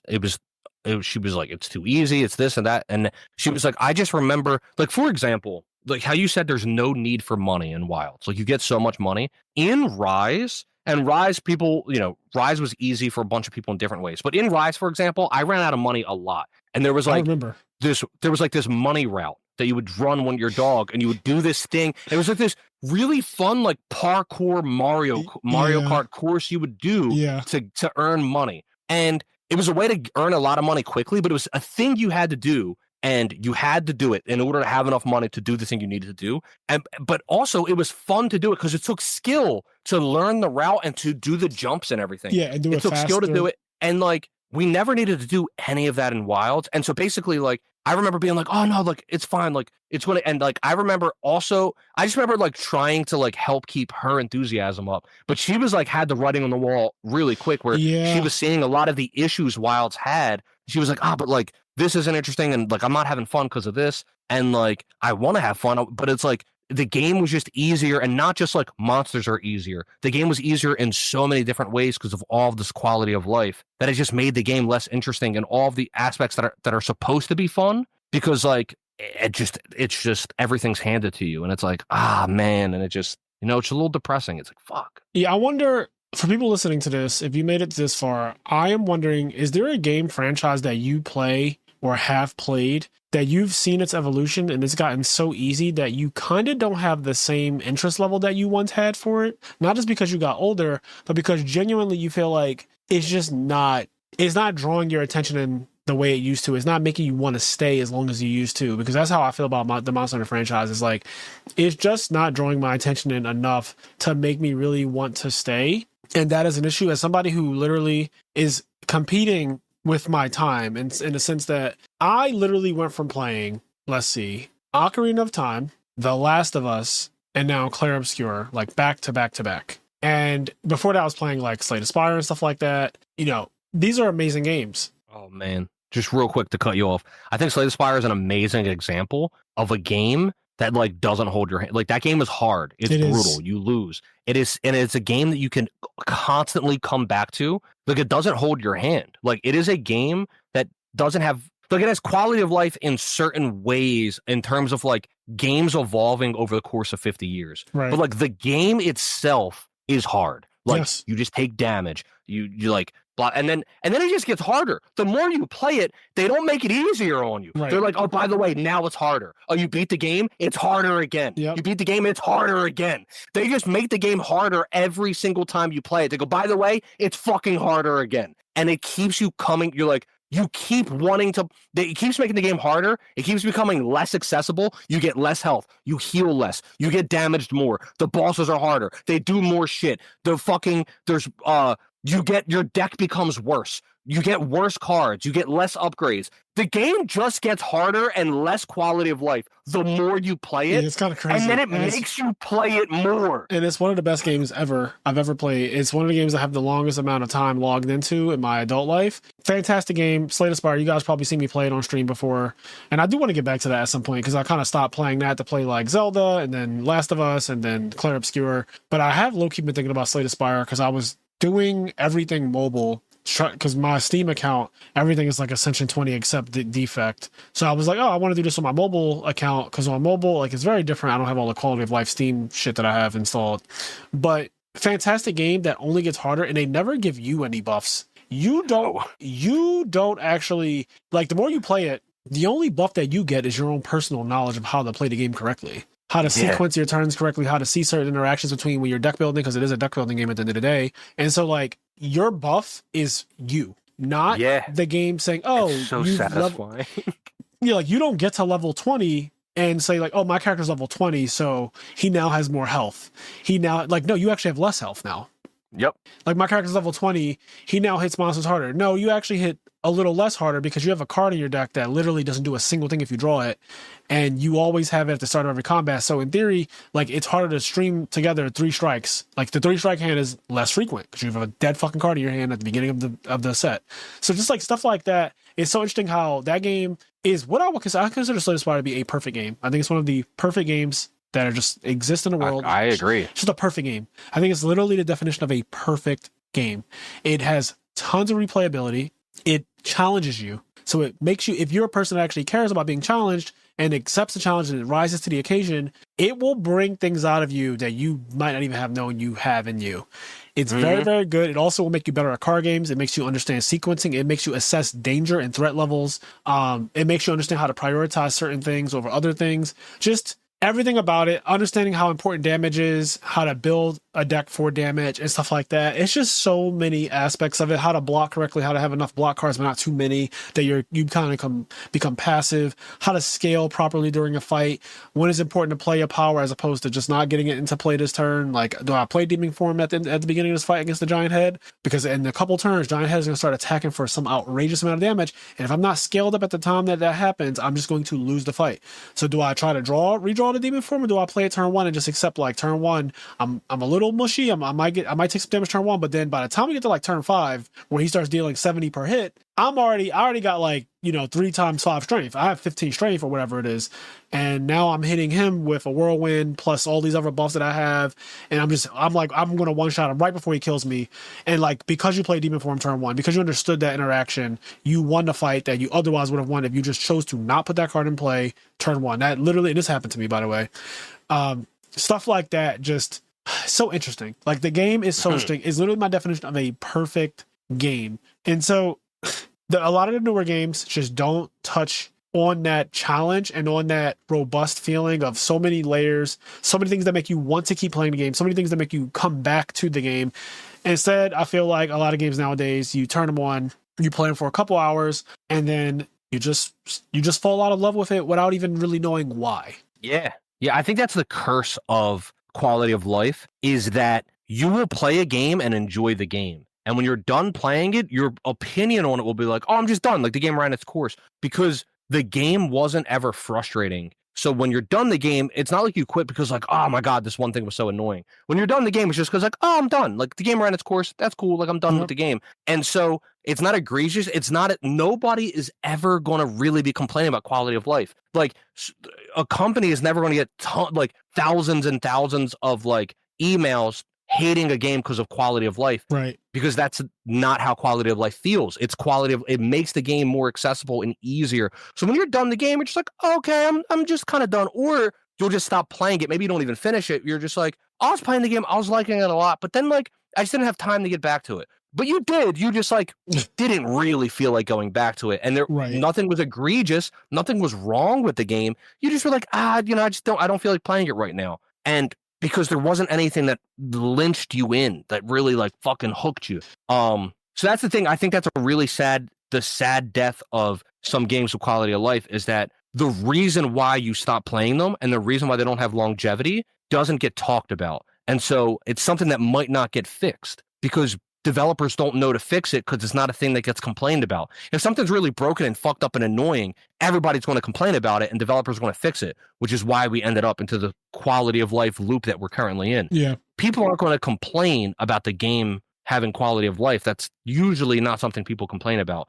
And if they do complain about it, they're assholes like me and Frazier. Most people just move on with their life and not even realize why that game didn't have the longevity that older games that they used to play and really liked did have. Yeah, you know what's funny? I'm going to end off the podcast with this, and we can kind of talk about this for a little bit, and then we're going to do our shout-outs and stuff. Clair Obscura doesn't have a map. Clair Obscura is one of the best games I've ever played in my entire life. It is literally top 2 RPGs probably I've ever played, ever. Like, ever. It is so fucking good. But when I first started playing it, I was like, where's the map? Like, in the bottom right, where's my map? Like, there's just supposed to be a map in the bottom right of an RPG. Like, just how they work. And then eventually I realized, like, oh, there's not going to be a map. That's just not a thing. Like, when you're traveling around an area, like when you're in that meadow or whatever, because Kenny has started playing Clair Obscur, so he knows what I'm talking about. I'm talking about like early game stuff. When you're traveling in that beautiful meadow and there's just no map, you're just traveling the game. And so what that does, it literally forces you to explore, and it forces you to like just figure things out without looking at a map and not seeing all the detail they put into the game, because they spent, I cannot imagine how many fucking hours on Unreal Engine developing Clair Obscur. It is one of the most beautiful games I've ever seen, on top of everything else that it is. And I usually am not like a graphics whore, but Clair Obscur is one of the most beautiful games I've ever seen. And I don't think I would have noticed how beautiful it was, or I should say I would have noticed. I wouldn't appreciate how beautiful it is if I was staring at the bottom right for a map or the top left for a map the entire time playing it, because that's what a lot of people do when they play RPGs. Me being one of those people, if you put a map that tells me I've already been to this area, then like when I'm exploring, looking for treasure, looking for pictos, looking for journals, I'm like, I already went that way and there was nothing that way. So like, I never have to go, I never have to backtrack that way because I already know on the map. And I'm not even kind of looking at the screen. I'm kind of running with the cursor that's on the map. You're just running with the arrow. Yes. Breath of the Wild has a map. Most games have a map. Breath of the Wild has a map. There's a mode that turns the map off. It turns most of the UI off, except for like your hearts. Yeah. I think Breath of the Wild is a better game if you do that, because you turn off the map. And then I played the game just looking at the world, looking at the mount, looking at the landmarks, learning the world, and not just staring at the map and just run. Yeah. And then also Breath of the Wild, in my opinion, is a better game if you don't fast travel. It's a huge fucking game, so you probably are going to just have to fast travel here and there. But for the most part, when I play Breath of the Wild, I don't fast travel. If I want to go somewhere, I get my horse and I ride there and I go on the trails and I know the shortcuts and I go like, and it makes the game so much more immersive and so much more. It's going to balloon your playtime. You're going to play the game a lot longer, but some people will be like, oh, I don't want to waste 40 hours running around. And like, fine, whatever. But like me, it makes the game so much fucking better because it's like I'm actually appreciating the world and everything that's in it. It's amazing. Also on Clair Obscur, I'm not that far in, but there's one small little thing I want to say that's kind of similar to what you're saying, in addition to the map thing. This is kind of on the Slay the Spire note where like the game gets harder as you play it. Yep. Obviously, it's an RPG, you level up, like the game gets easier in some ways, you get access to more abilities. But it's so funny. So like there's a mechanic where you have to dodge or parry, right? Yep. Dodge has a bit more leeway. You can dodge and not take damage. Parry has a lot less leeway. You have to do it with a stricter timing. And if you successfully do a bunch of parries, you get a payoff of doing like a bunch of damage. But like if you're just trying to avoid damage because you don't want to die, it's safer to just dodge. And then you get to like a monster and they're like, you have to jump. And they're like, they just add a button. Bro. So now it's like you can't parry or dodge this thing. Yep. You have to jump. So it adds a button to the things you got to do. And then like, I think there's another one. Then there was like another one where it was like, oh, now you have to press this button. Yeah, and so now it's like there's different attacks that have to be dodged or parried or jumped or whatever with different buttons. And so this dodge mechanic now is like 5 fucking buttons you got to press that does different things. And you have to pay attention to what the monster is doing, how they're moving, what they're doing in order to dodge or parry or interact with the attack. Good because of that. That's something that just makes the game harder. We're talking about adding layers. But it's better because it adds layers. It's so, and the game is challenging. It feels good. You'll lose a fight and like Expedition Fail comes up and you're like, all right, I'm running that back. Like I'm running that back. Yeah. Like I remember one of the first boss. I think the first boss, because like literally the first one, some kind of big Nevron. He puts on shields. I didn't know what the shield mechanic was. I was like, what the fuck is going on with that? Like, I didn't know. I didn't understand. The shield mechanic blew me for a loop. And then, like, he hits hard as shit. It's one of the first things that hits really, really hard. And you've probably just been, like, beating everything that you fight relatively easy. You get to, like, a thing. The first mime I ever fought, the one that you fight in Lumiere, that first mime, I was like, what the fuck? Like, yo, this thing hit until you learn how to parry properly or how to dodge or whatever you choose to do with it. There's just a period of time where the game is really difficult. And just like Slay the Spire, it doesn't get any easier. You get better. It forces you to get better. Anyway, I died on that first boss. And I streamed, my whole playthrough has been streamed. I died on that first boss, and that was my first time, like, dying. And I was like, oh, shit. I just, like, got wiped out because I didn't parry correctly. And I was pressing the button too fast. You can't spam the button. when you click the parry button, if you clicked it wrong, you're kind of locked into like some lag. So you just fuck up. And then you get kind of in a frantic mode where you like, you know what I mean? Like the frantic feeling of I fucked up a parry. So you try to parry the next attack that's coming, but then you fuck that up too. Yep. You know what else is really cool? And we got to wrap this up. Yeah, it's over 2.5 hours. And we're going to do an Expedition 33 podcast. Yes, we'll talk about this again. But the other thing this does, which is really good, is because at the end of the day, it is an RPG. If you want, you could go grind and like super level up and whatever. And when a lot of RPGs, a lot of people like, I can't beat this boss. I can't beat this thing. I'm going to go grind and then I'll come back. A lot of RPGs, you usually don't have to do that. Usually there's some amount of skill or knowledge or mechanic you could use to beat that, but it's not super obvious in most RPGs. Yep. So most people just like level grind and come back and beat it. What's cool about Expedition 33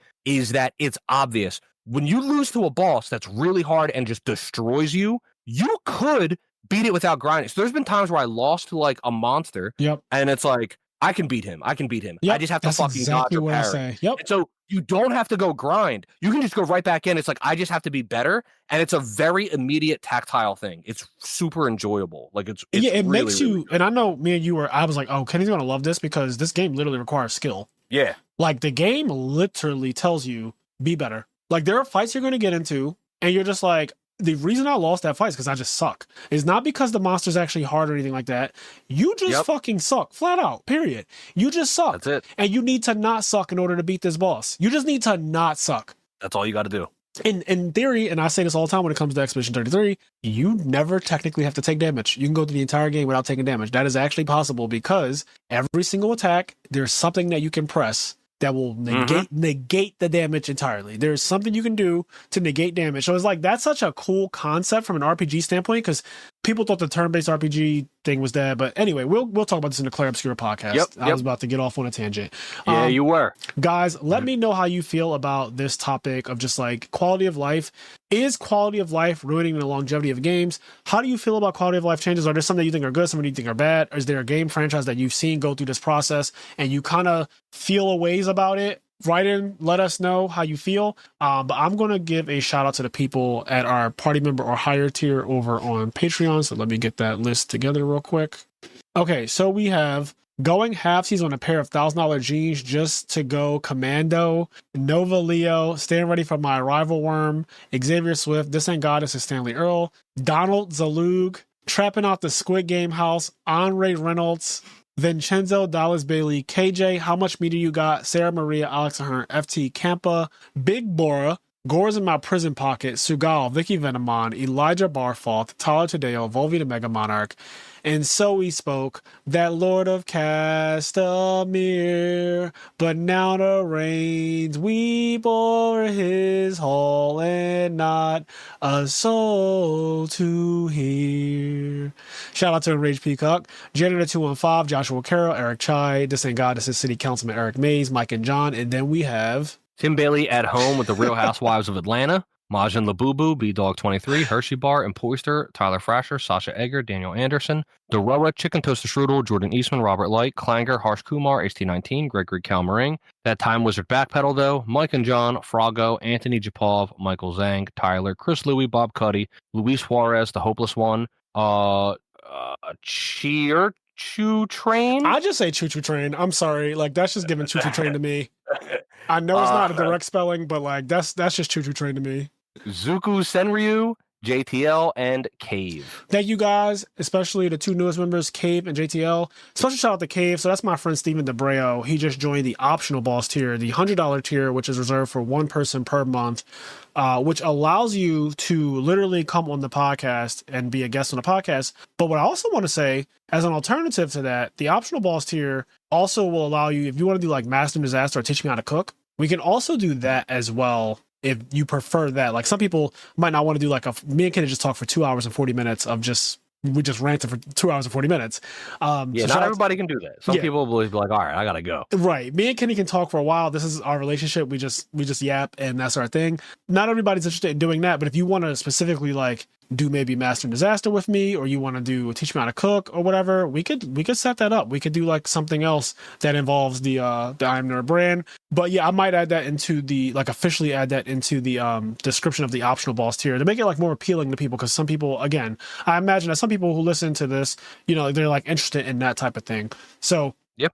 Thank you guys so much for the support. Thank you to everyone who's been rocking with us. Don't forget, August 16th, 2025. So next month, we have a little over a month away, but we're hosting a $1,000 cash tournament on Dueling Book. And all you have to do is be in our party member or higher tier, and you will be allowed to play in that tournament. That is the only criteria. You need to be in the party member or higher tier in order to play. So yeah, that is a thing, and you're going to see it in pretty much every video at the start until that tournament comes up, just as a reminder. But the only criteria is that you join our Patreon at the party member or higher tier. Every single person that you just heard us read their name out, they are already in that party member or higher tier, so you guys all have access. But yeah, if you have any questions about anything, just let me know. And as always, say, guys, do the things that make you happy, including enjoying games that really challenge you, games that really make you want to come back to them, and critiquing games that don't, flat out. Indeed. So we'll catch you in the next one, guys. Peace. Peace.